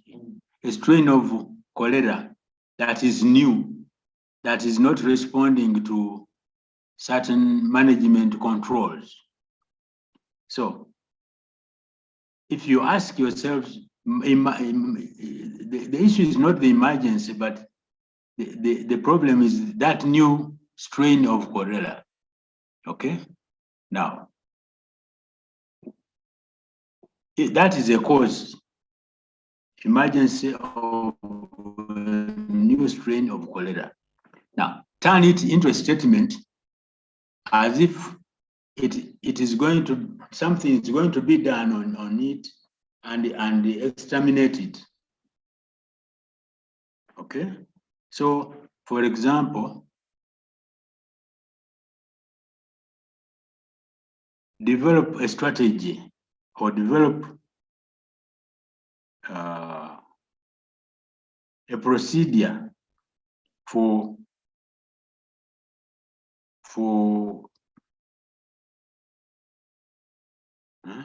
what?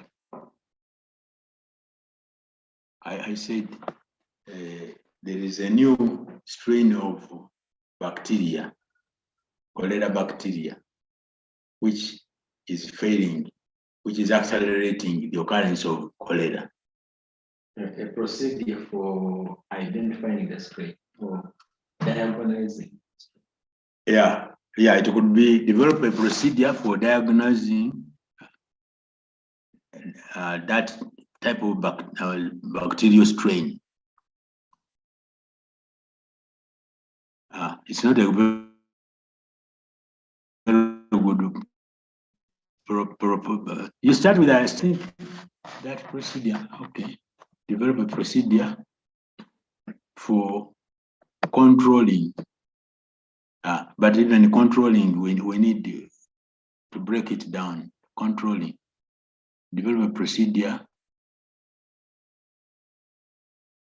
Okay, for diagnosing a new strain that is enhancing cholera in Kumasi. Okay. So the causes are always in the negative. Okay.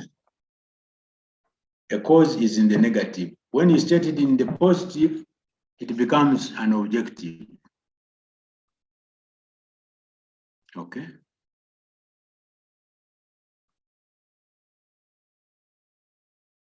Is that okay?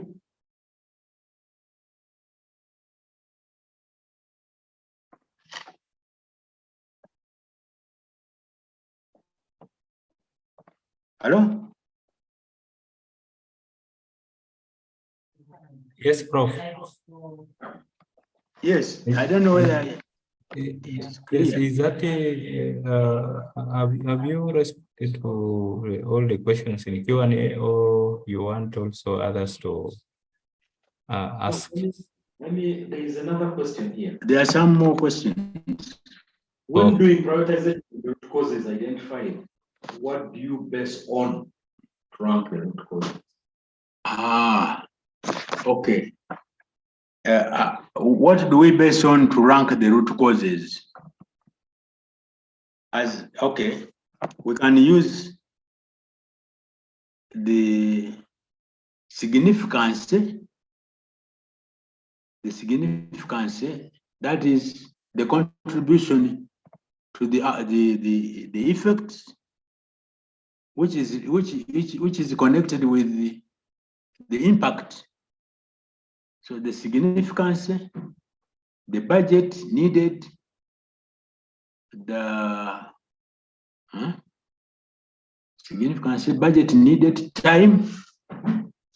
For example, we said policy will take at least 5 years to change. So, okay, it is important, but it does not fit in the time available for your thesis. Okay, so then it is up to you to say 1, 2, 3, 4. From those, after screening them from all those other limitations, you rank them objectively. Don't rank them with bias.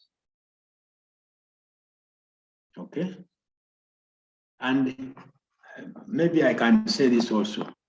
Some people will do problem analysis, the problem tree, with the primary causes already in mind.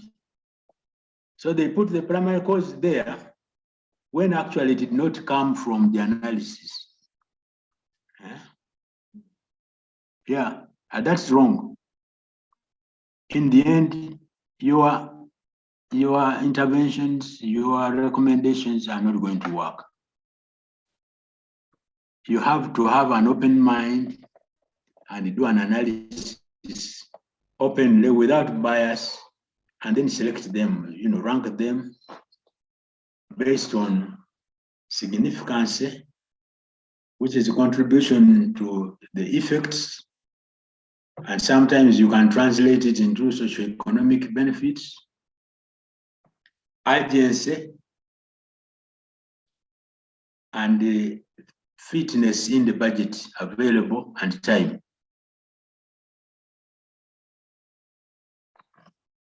Hello? Yes, please go ahead. You read another. How old should the literature be during the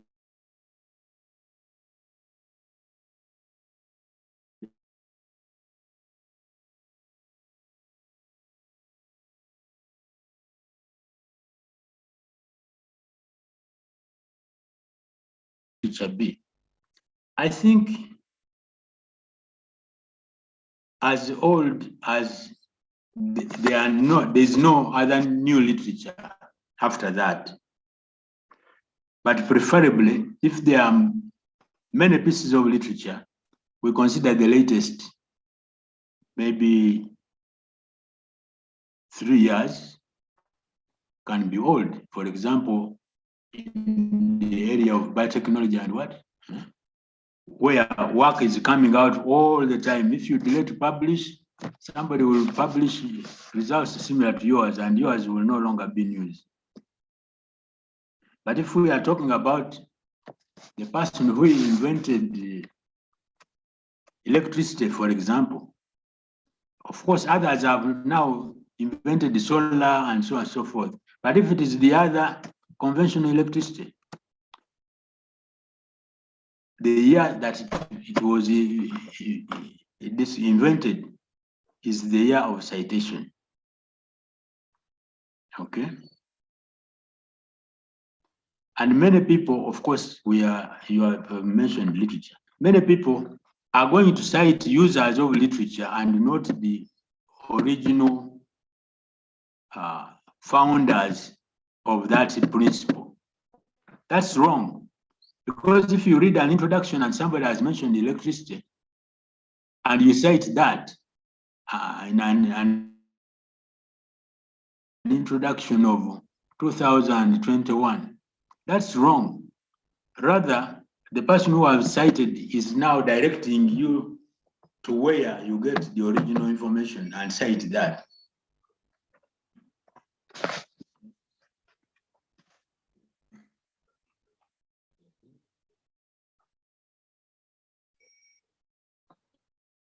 How can I solve the issue of different supervisors giving you contradictory comments on your proposal?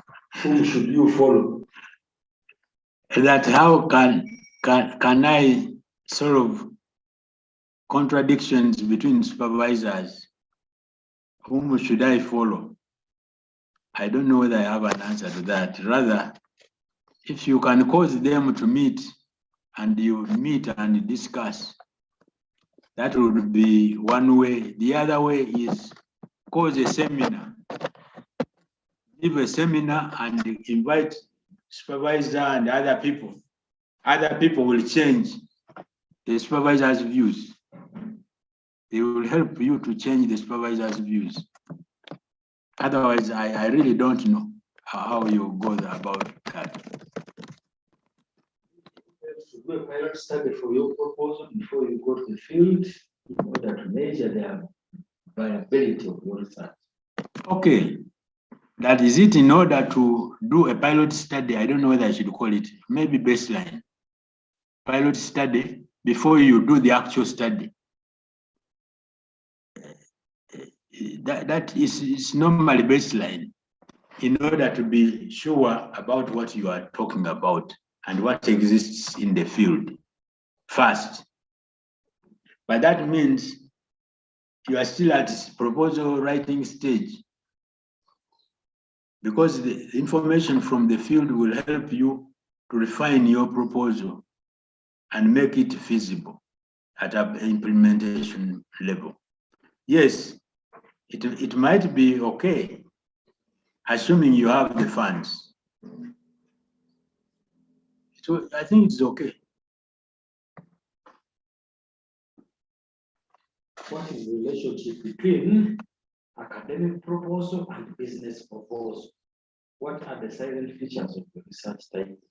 What is research proposition? No, let's go one by one. What is the what?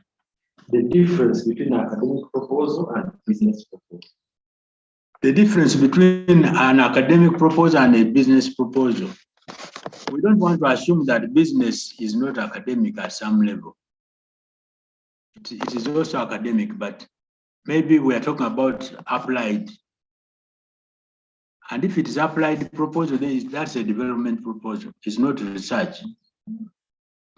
It's using information from research to do business, to make money. I don't know whether I've answered. Academic proposal can be a business proposal. That's why we get PhDs in business something, in business something. That's academic. But the applied part of business is not research. So you are not going to write a thesis on how to balance what? A balance sheet? How to write a balance sheet. Maybe if you have a different way of doing it, which is faster, then you can go write a proposal and see how to do it. I don't know whether I've answered the question. Next.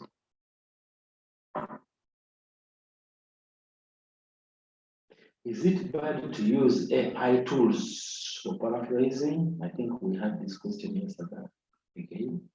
AI for paraphrasing is okay, but to use AI to write for you is not good. And I think we need to avoid it because it corrupts your creativity. It takes away the jobs from you. I mean, if I have an AI here and I can write with it, why should I have a secretary? Why should I have a...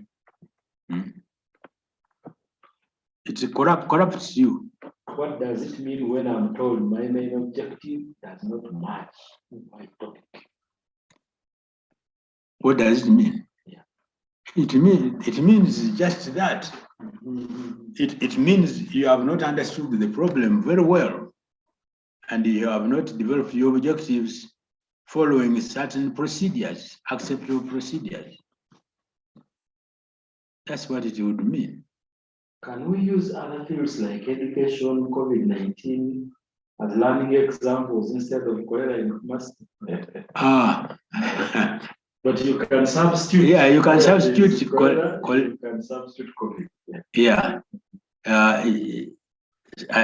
Someone was asking, can we use examples of COVID-19 and what? COVID-19 and education examples. And education examples. But education is about something. Fields like education, COVID-19 as language examples. Yes. So where there is cholera, put COVID-19 and alter the text, the thinking, and get the right context of it. We give examples with the hope that you should be able to adapt to any other situation, because there's no way that what you have learned in class will be the situation you are going to find in the field. They will manifest themselves differently, and it is up to you to be flexible enough and creative enough to adopt the principles to be able to address whatever comes up. Yeah, next.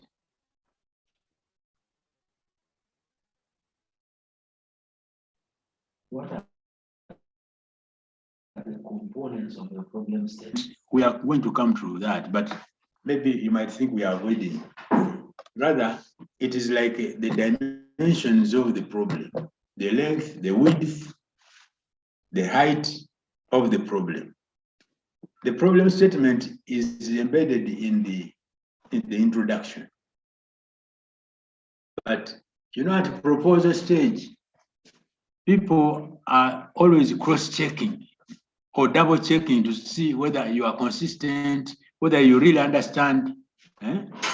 So they want you to take the problem out of the introduction and state it clearly and factually using the empirical data. Okay? And at that stage of problem statement, you might find somebody is stating a problem which is not part of the introduction. So, of course, then the reviewer will know that you are not the kind of person that Can be relied on. Will be able, have capacity to do research on what you are proposing, because you are mixing up a number of things as you write and think. Next. Maybe we allow some of them to ask directly.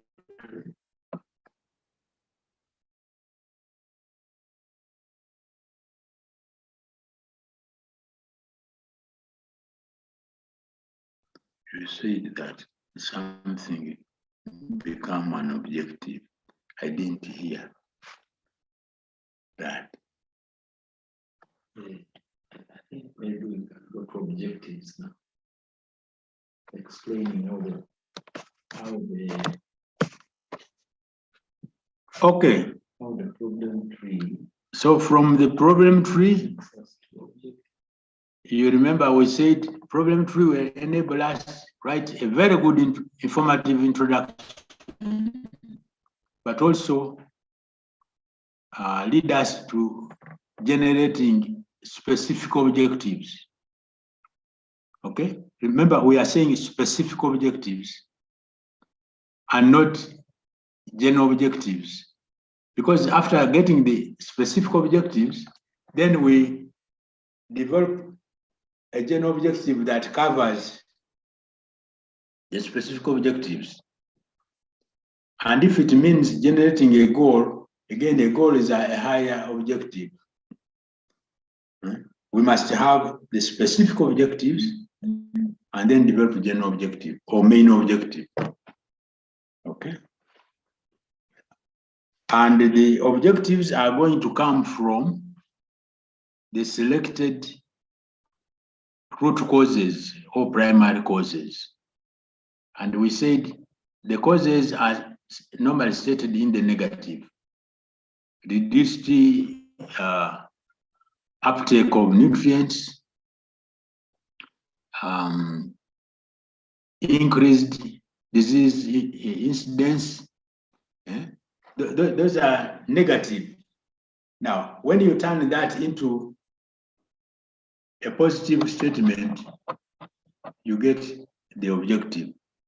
In other words, when you turn it around as if it is, the problem is solved, that is the objective. And we are going to objectives now. You have it there.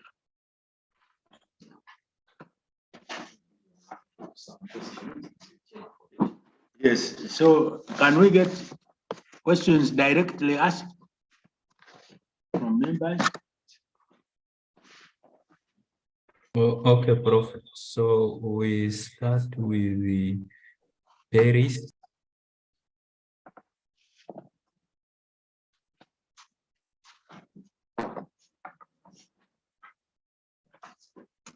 Yes, we are waiting.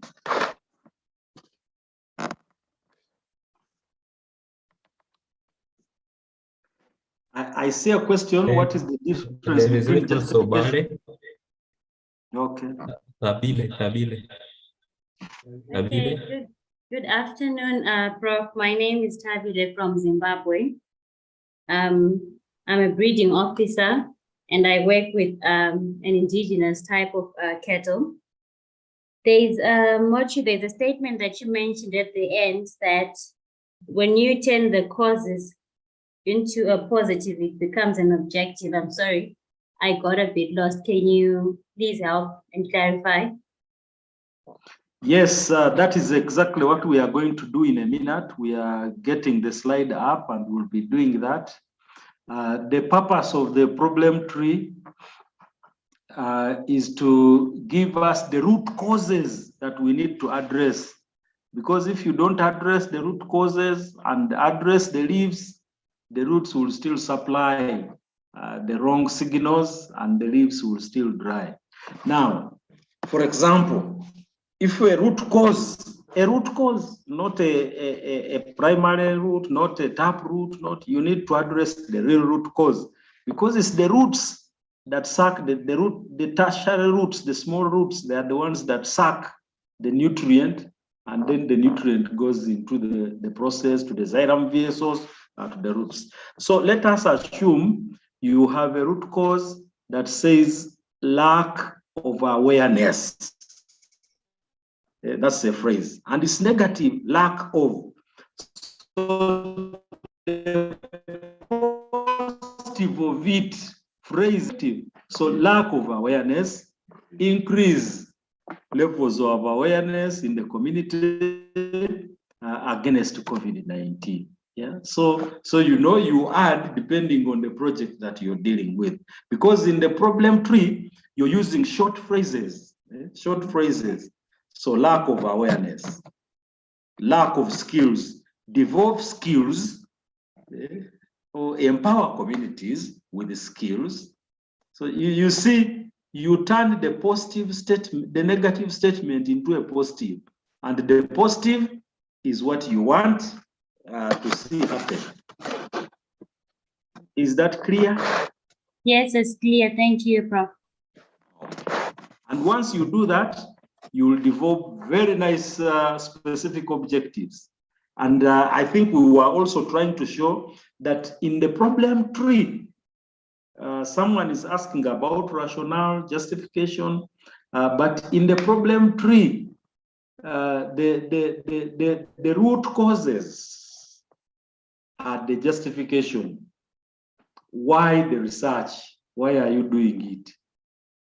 The leaves are the rationale, because the rationale is trying to tell you that if you address this justification that I've said, if you address these causes, then these effects, the rationale makes meaning to everybody, politicians, what? These effects to do with food security, nutrition, the big things. You know, in the leaves is the big things because everybody sees.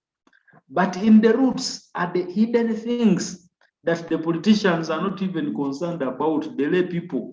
They don't understand that because there is no nitrogen, the plants are yellowing. Now, for you as a scientist, you're trying to address the issue of nitrogen such that the yellowing goes away and you get the yields. Is that clear? Yes, thank you. Okay.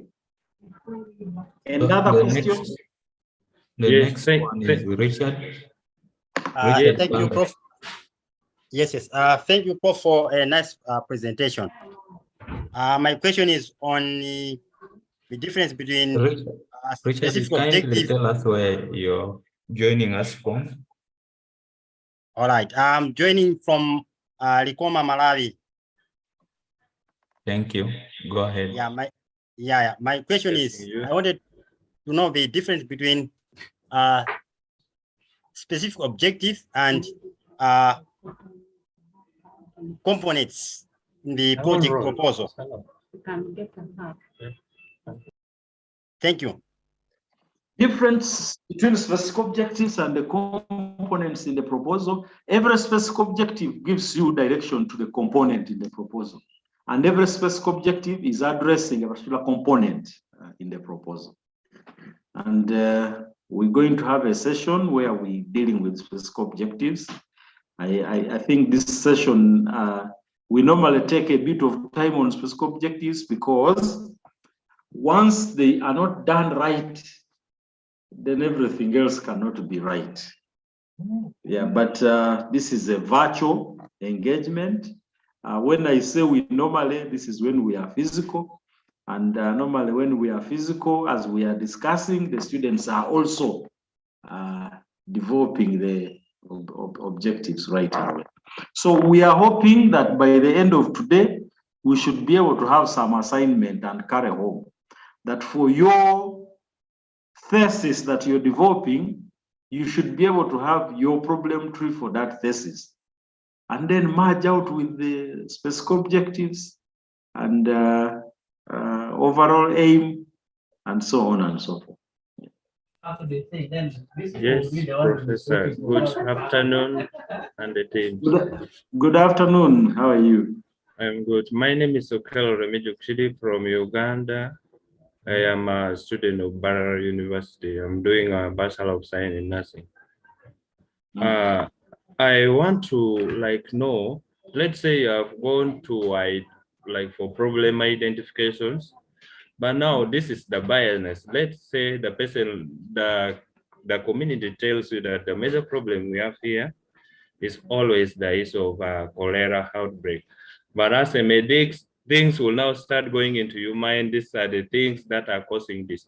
Can that not affect you when you are identifying the problems? Oh, the community bias versus the scientific analysis. Yes. Yeah. Of course, the community will tell you that there is a cholera outbreak and we are challenged with that burden of disease. But then for you now, as you're doing the problem tree or you are interrogating, you know the pointers that lead to cholera. The pointers that lead to cholera could be water mains. The water mains are old and dirty. Then that does not need public health or medical science. It requires the city to fix the water mains. But then it could also be due to the way they handle their food. It could also be the settlement arrangement. So if it is the way they handle their food, then you are going to analyze the food chains and how they move and so on and so forth.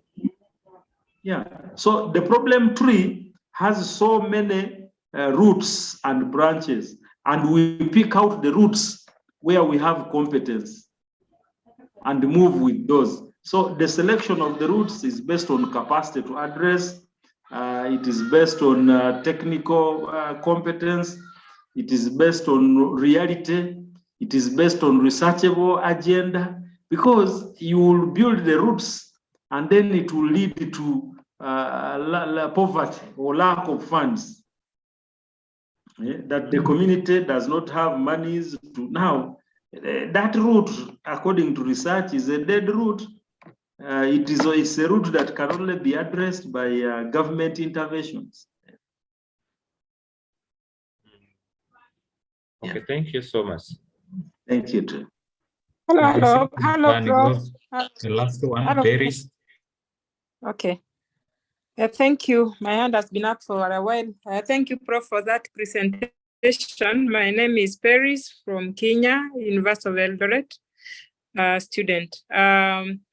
My concern is about cultural issues that arise, like when you are talking about pit latrines in relation to cholera outbreaks.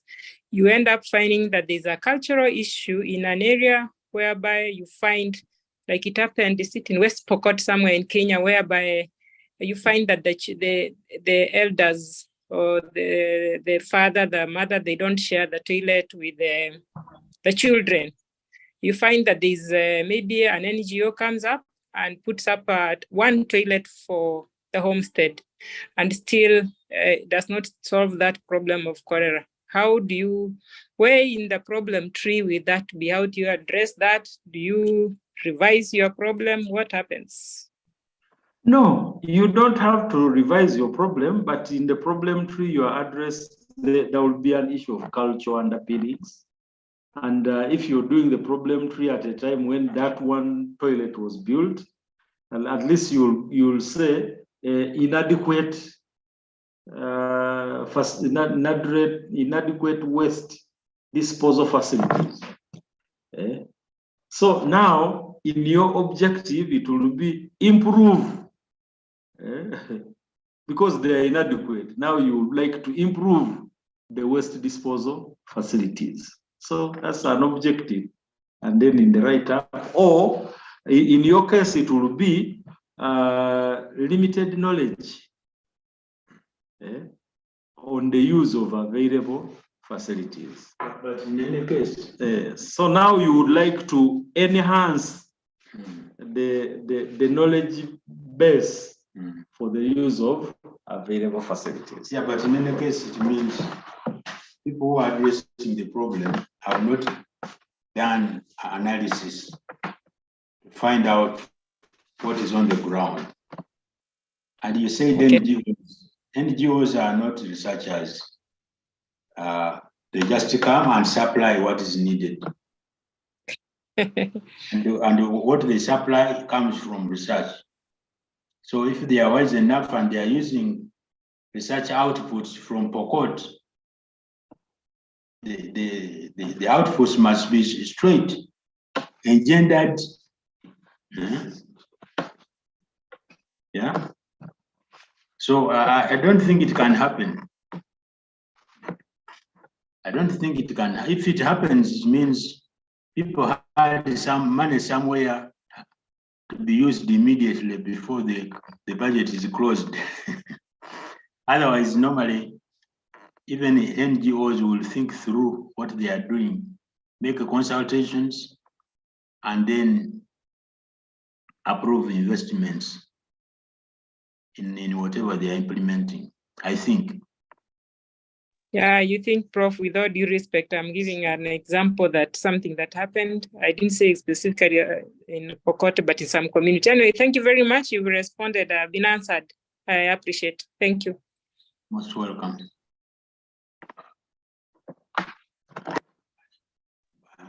let's continue.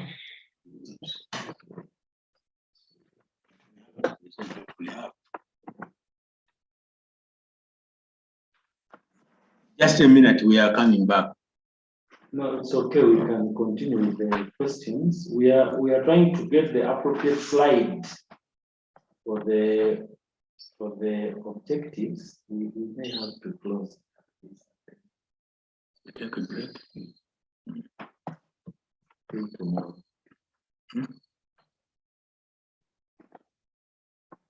Moderator, we suggest that we take a break of 15 minutes. And we hope our audience will not go away. Okay, you actually left with the 35 minutes, so I don't know whether to the end. Close the day, yes. So I don't know whether that will be enough or We can continue with the question and answer.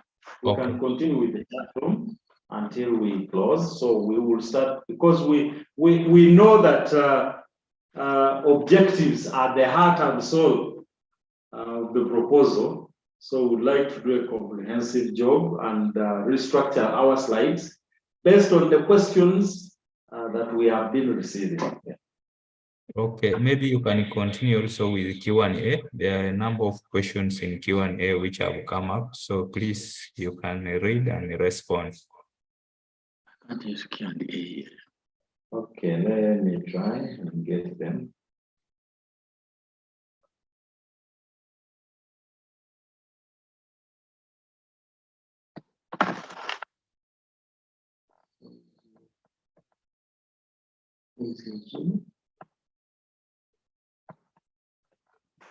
No.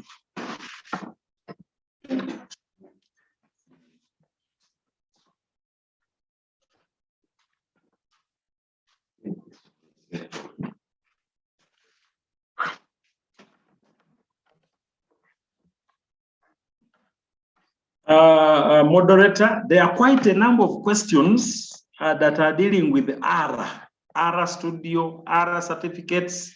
I know this is the proceeding course. You can stop, skip that one, and then you go to the next. Yeah, we've been skipping, and we've actually been responding to say forum colleagues will attend to this, but I'm just raising it so you know, so you can engage and support the students on this. Yeah. Okay, thank you. Yeah. Now there are questions on introduction, background, summary. We did promise at the beginning of this presentation, unless some of the participants think that they will not be around throughout the week, but we did promise and gave an outline that we are going to go step by step. So today we are really addressing problem identification. We're going to address objectives, hypotheses. We will talk about outright ineffective and appealing introduction. We will talk about the background in the components. We will talk about abstract and summary at the end. We will talk about title and methodology. That is our program outline every day. So we would like to answer questions that are directly linked to the focus of the day. Yeah. For example, the question on sampling strategy, or what is sampling, this is now with the materials and methods. So as we talk about materials and methods, we'll be talking about sampling. But sampling strategy, Emma Mugo, I think this is something that comes in the training in research methodology. But you know that in sampling, you must have a sample frame. And from the sample frame, you must now have a design by which you're going to actually pick the respondents or the design that you're going to use in the respondents and the criteria for selecting them. So is it multiple stage sampling? Is it random? Is it purposive? Is it? Yeah, so, and if it is purposive, there are some studies where purposive will not work. And there are some studies where you are going to do snowball sampling. There are some, so This is and then what we are saying is that when you're writing the methodology, all this must be written. Why did you leave? Why did you choose multiple stage sampling? Why did you choose snowball sampling and not the others? Because there is quite a profile of them that are available, and whatever you choose, you're justifying it because it has a cost implication. Because if you start choosing purposive sampling, you may have to move miles and miles and miles and kilometers to find the sample that you're looking for. So why did you do purposive? Yet, if you did random, you would not have to move miles and miles. So that entails the sampling strategy.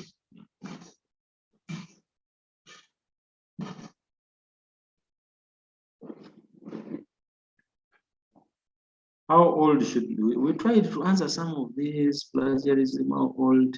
On methodology, how best you determine sample size that is adequate for a study. Yeah, there is even an equation for sample size determination. Yeah, in applied statistics, which I think we all study. There is next week. Yeah, next week there is a training. Yes, there is a training on this, so please attend. Any techniques or formula that can help us? Yes, there is a formula. There is a formula. Doctor, is there any percentage of plagiarism that can be negligible as you are writing thesis? Yes, there is. It depends on universities. In journals, we normally accept below 30%. Below 20, some below 30. So that means the similarity index of your paper allowable is 30 and below. I think universities now at Makerere, I think it is 20 for a thesis. In Nairobi, I think it's 15%. So there is a similarity index that is acceptable. How can I change the email used to register for yesterday's training? I mistakenly used. I think this is the administrative forum will take it up. Is there a word limit for academic proposals? Universities issue guidelines, and for academic proposals, many times these guidelines are not based on word limits, but they are based on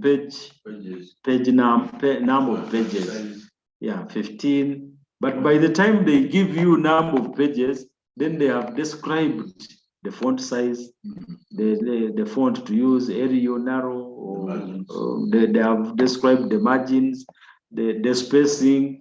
Because if you tell me 15 pages and you've not talked about spacing, I can single space, and in the process, if somebody double spaces, I have more space, more room to present my work.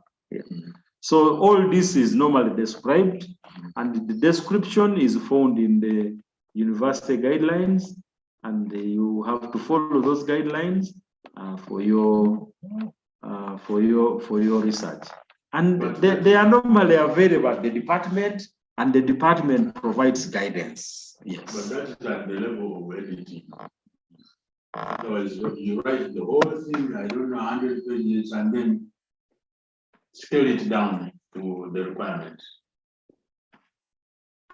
In the case of doing an article review, what does methodology entail, since it only needs literature review only? Now, this is very, very interesting. An article review, there is a difference between literature synthesis and literature review. And there are methodologies. There are 8 steps in doing a literature review article, and you have to follow those 8 steps. So those 8 steps are also a methodology. So if you're doing a research that is reviewing literature, then you have to follow those 8 steps. There is a step of inclusion, there is a step of exclusion, there is a step of analysis. So when you include, You give reasons why you included all those articles and the databases where you did a search. You did Scopus, you did a BISCO, you did those databases. And then now exclusion. So you start with 1 million papers that you're reviewing, and then you describe how you arrived at those 1 million papers. And then now you start excluding, and you give the criteria for exclusion. And after exclusion, you do an analysis. Is it content analysis? Is it thematic analysis? So if you're doing thematic analysis, any of those papers that you selected that does not carry that theme is dropped. Yeah, so at every stage you give, there are 8 steps, and there are, if you did a simple search and you just said review articles or how to write a review article, you will get these 8 steps that will come to you. And so you follow those 8 steps, but then you customize them based on what you used. And that customization is the process of writing your methodology. Yeah. So there is a big difference between the literature review that you write in a thesis and the review article that you write for a journal. Yeah. And that methodology is called systematic reviews or systematic review. Can you please share the link for today? I think that is forum will. What happens to those who cannot register yet attended all sessions? Can the course managers extract attendance? I think they are doing this. They can advise you. Must you use your specs to generate your literature review? Yes. Specific objectives to generate your literature review. The literature you review should be in line with the objective. Yes, absolutely. You can't just review any literature. No. You start telling us about this policy that the government is not, and this is very common. You know, many proposals, many theses quickly run to policy issues. But when there is no objective on policy, so many writers, many scientists rush to capture their opinion, what they think about things. When you read the student's work, you can actually see that, yeah, this student is really looking at cabinet policies, but then the study is fertilizer agronomy. But the pyramid, yes, had that line in between. Yes, it goes through up to the end. So it's the one controlling your writing. Yeah. There's something long here. Prof, you mentioned that it would be good for one to write their own info other than copying. Better still, you said you can read literature and paraphrase. But won't it still look like plagiarism if I don't cite what I have paraphrased? Now, we didn't say you don't cite. Even what you paraphrased, you cite. Because what you paraphrase is still the same meaning. You have not, by the way, distortion of facts is falsification. So you're not allowed to falsify another author's information. So what you have paraphrased is still belongs to the other author. So if it still belongs to the other author, then we have to cite it. Yes. And when you write using your own idea, there are statements you will make that need citation. And when you read such statements, you put a bracket and then look for the correct citation for what you have said. So it's not true that you write in your own words and you don't cite. After writing in your own words, then you refer to literature and see how you can use literature to strengthen what you have said. And that will require citation. Secondly, you said one needs to cite the original work. Original work might be as far back as 1970. I'm afraid I might be told this is old literature. What do you say about this? Now, old literature is old in as far as there has been some news But if you're talking about the person who invented petri dishes, I mean, that is it. Nobody has invented another petri dish. If you're talking about Murashige and Skuj media, that is the media you're using. 1962, Murashige and Skuj. If you're talking about Aga media, I mean, there is no other Aga media. But now, if you're talking about DNA and its application and use, yes, DNA is the authors of DNA. Yes, Watson and Crick. Is Watson and Crick. But then that is in as far as they discovered the double helical strand. But since that time, DNA has found application in many other, including police, and there is a lot of work that has gone with DNA, the Craig Venter Institute of Science and Technology, the Human Genome Research, and so we no longer now are citing Watson and Crick when we are talking about DNA and its application. We are now citing recent literature because we are no longer dealing with double helical strand and unpacking it and talking about the definitions, deoxyribonucleic acid. No, we are now talking about its application in society and community, in crime and what. And there is a lot of write-up on DNA application, including newspaper. And you know, you can cite newspaper articles. There is a way you can cite them and whatever. So when you are referring to DNA and its application for paternity, maternity, then you are not again citing Watson and Crick, because Watson and Crick did not actually use it in that context. Yeah. So and this is a very interesting question. Sometimes you find students citing Watson and Crick, 1950 something, then again they cite 1940, then again they cite 19 this, then. So you find 20 references lined up in one bracket. Now, what you're telling us is that these ones discovered, these ones put it to another level, and these ones improved what was discovered, then this one used it at this level, then now. So that means you need maybe the last four. Or the last two, that's it. And then and the others will be in the references of those others. Yes. So when we go to the other two, then we will get the references of those others. Yeah. Is this okay?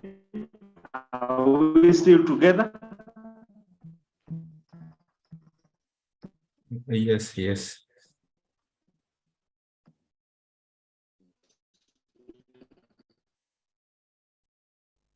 What is the maximum number of students when writing a project? That's something between you and the supervisor to gauge how much work a master's should be. We don't have a specific standard for that. And that should not stop you from raising as much with your supervisor.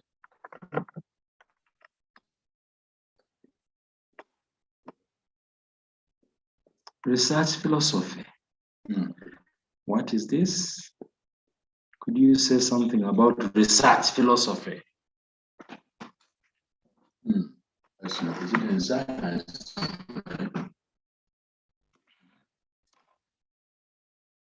How abstract can be part of a proposal? I think we said we will explain this.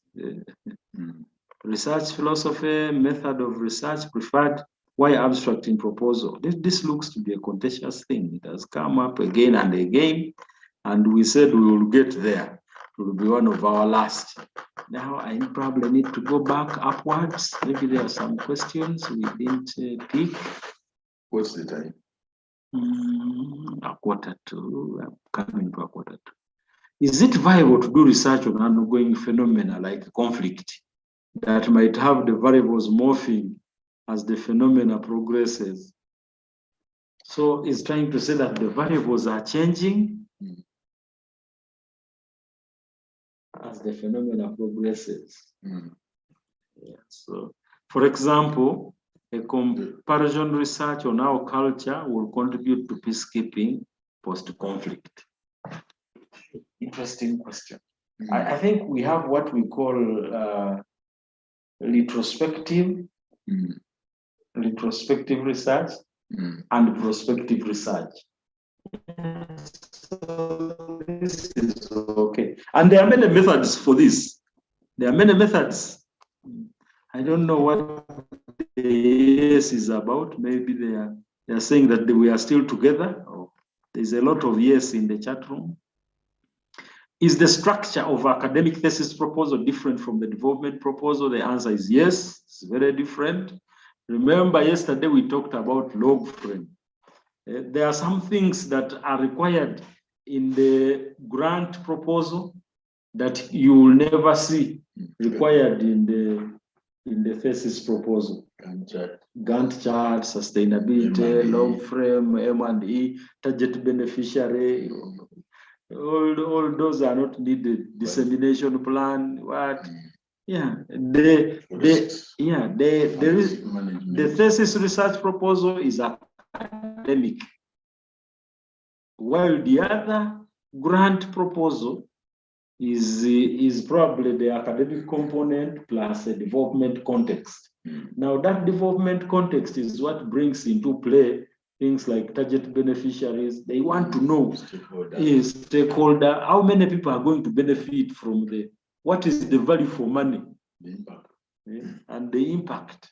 So they are now interested in target beneficiaries, stakeholders, environmental impact, how, and so on and so forth. Yeah. So it's very, very different, and the approach is even larger. Yeah.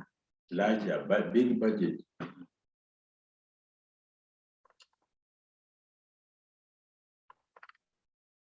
Okay, I think we don't want to create a monologue from our side to your side, but we want interaction, although it is virtual. So we want interaction. We want to hear your voice as well. Okay, so we allow Philip. Philip, please ask your question. Titus, go ahead. Yes, can you hear me? Yes. Yes, right and clear. Yes, I wanted to ask a question with regards to citations. How do you cite a citation within a paper or a journal paper that you're reading? For instance, you find a statement that you want to use in an article paper, and now you want there is a citation like that paper cited another author. So do you go ahead and cite the original author, or you cite the paper that you're currently reading? Thank you. No, you see, when you are writing like an introduction for a proposal, you remember we said when you write the proposal, you are convincing, the language is convincing or persuading. And there is a chance that you will misdirect the message towards convincing or persuading and lose out some facts.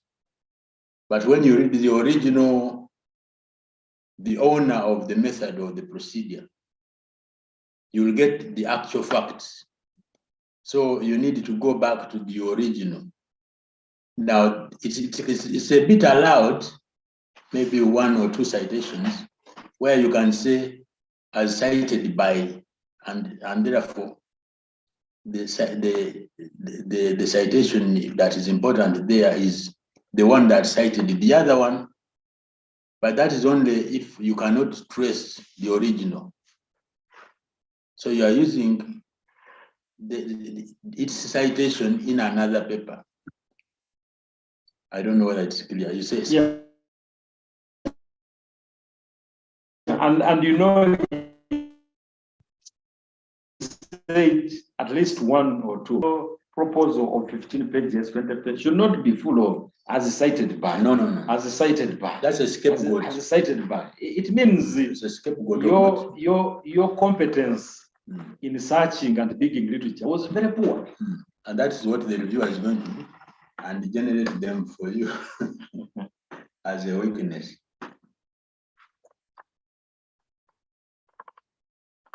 Okay. Thank you, Prof. Next. The next one is Agnes. Hello. Hello. I hope you can hear me. Yes. Thank you so much for the knowledge and the presentation. My question is on the early stages when we are developing our proposals. Sometimes you find that students face the challenge of not knowing exactly what they want to do. So you find that as you dig deeper, you find yourself you're drowning on exactly what you want to do. So is there a way of helping someone who is not sure and they're doing the literature review and they find one area, and then when they concentrate on the area, they find, no, I don't want this, they start again and all that.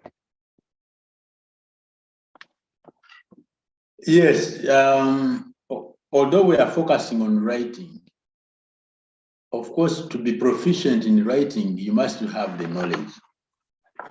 One way to get such knowledge is to attend every seminar on proposal writing, on publications, conferences. You are going to be identifying what is good and what is bad over time. The other way is to read. If your professor has examples of proposals, read those. After reading like 5 or 10, the picture will have already come in you as to how you are supposed to write yours. But seminars are very important, even if they are not in your field.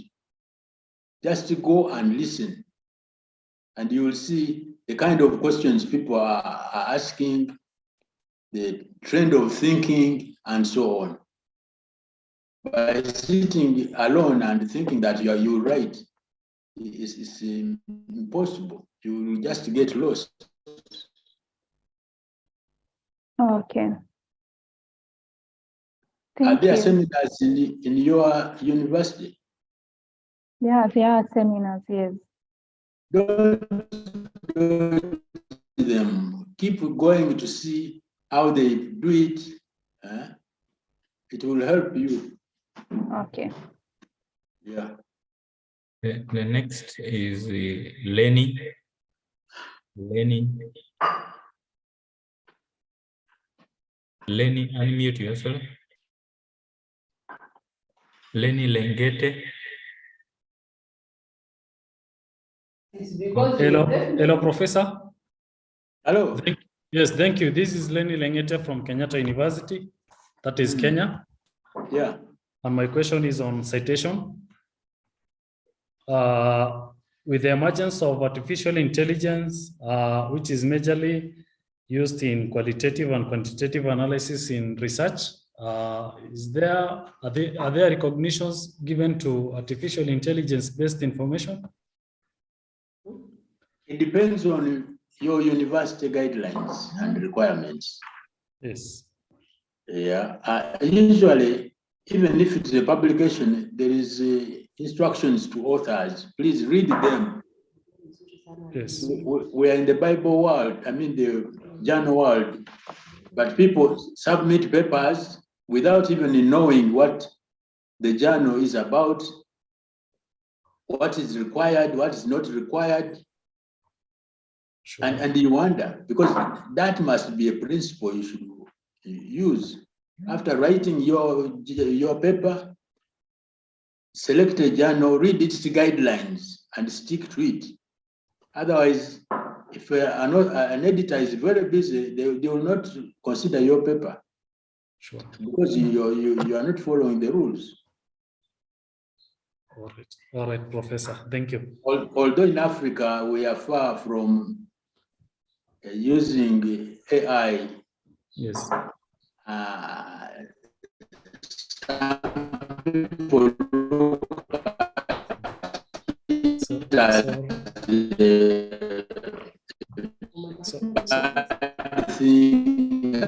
a good thing. Sorry, Professor, can you come again? Your voice was tremoring. I don't know. I was saying, yes, that look at your university guidelines. If it allows for AI in your paraphrasing and whatever, that's okay. Sure. And then, of course, they will give terms and conditions of using that AI. All right. Yeah. Thank you, Professor. Most welcome. The next. Hello? Next. Yes, I'm saying the next is Yakisa. Yeah, Fred.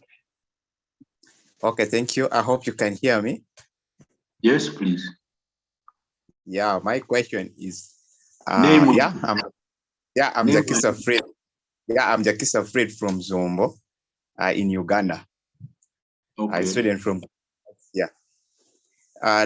In case I would want to come up with my research objective and problem statement, basing on the community problem which I've been familiar with, is it necessary also to go to the community and then to dig deep in the community, maybe going there with the questionnaire and then to the respondent and then to get that problem and then later develop my objective and problem statement? Thank you. You see, a researcher is different from any other person. So once you assume the role of a researcher, you want to remove doubts because you'll have a design to use that people will appreciate the value of your data. You will be surprised to go to a community and they are saying different things from what you know, and yet you are from them. And as you go for that research, remove all the bias. Okay. Put down what they are saying. Don't alter them. Don't advise them on what they should say. Then why don't you just do it in your office and not waste their time? Okay, thank you so much. I've understood now.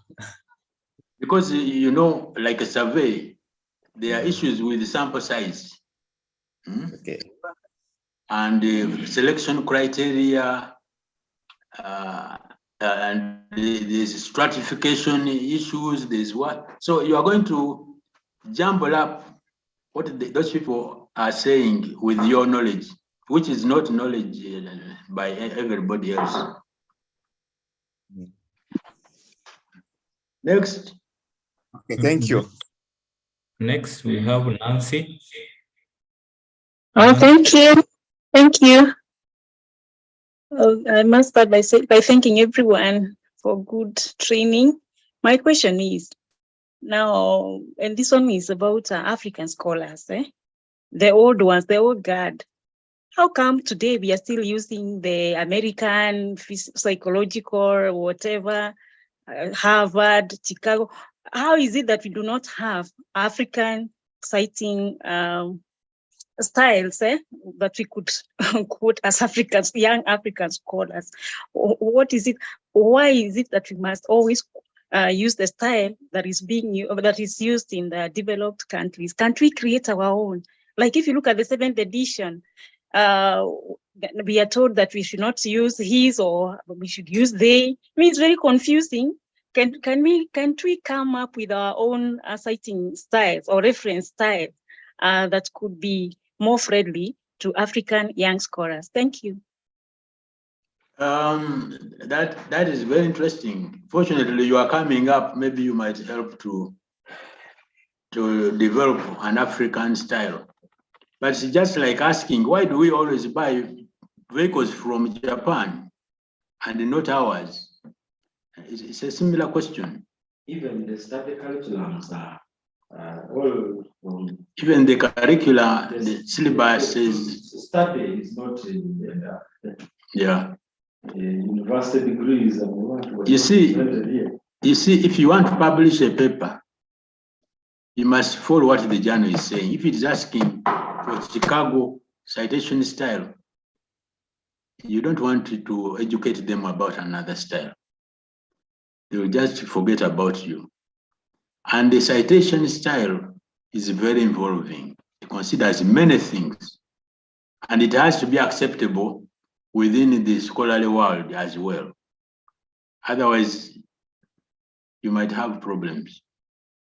But now that you are coming up, we hope you can think about it and get a cohort to design something. Thank you. Do you know about impact factor? Nancy? Yes. Do you know about impact factor? Yes, I know about Yes. impact. Why don't we have one in Africa? Have you asked But that does it question? mean there is no hope for the Africans? Pardon? I'm just wondering loudly, is there no hope now for the Africans? There is not, I mean, what can we call origin? I mean, we don't have anything. There is hope. Something of our own, 60 years after independence and moving away from colonization. There's nothing that can come from Africa and be and become internationally recognized. Thank you. You see, as you think about the citation style, people are going for AI, artificial intelligence. So you can imagine where you are. By the time you finish citation, African citation, they will be somewhere else. I think we can follow our own trajectory as scholars and not copy what others are doing and design our own, something original. Probably, I don't know, but thank you, Professor. Absolutely. I think I understand. I agree with you. I agree with you, but maybe it needs a bit of thinking through to see the benefits and how we can measure within the context of the world. We are not going to say this is Africa, this is what. The world is now a global village, so. But you are right. Maybe you can give it a try. Next. Okay, thank you. So because of Well, time, we're going to take the last person. Okay. Question from Michael. Michael, please ask your question. Yes, I'm Michael Biero from Jomo Kenyatta University of Technology, Kenya. Most universities have their own way of standard procedures for writing research. Where in some institutions, they limit that you use 5 years and below. My question to the professor is, what of something like a formula, like that of determining the sample size, that is formula proposed by Amane? Most theories are also a very long time ago, and 19 or above. I'm sorry, the voice was not clear. Moderator, can you rephrase? Maybe you got the message? No, he can repeat. Michael, please repeat your question.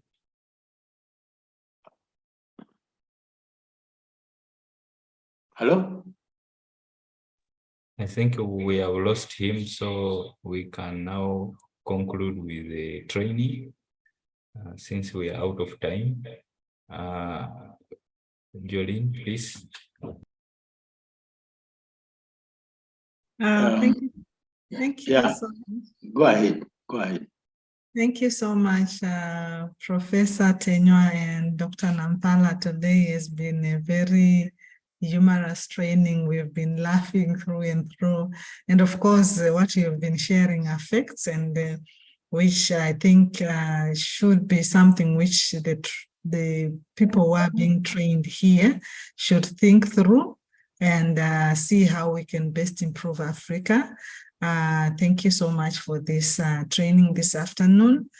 Colleagues, let's meet tomorrow again on the very same time.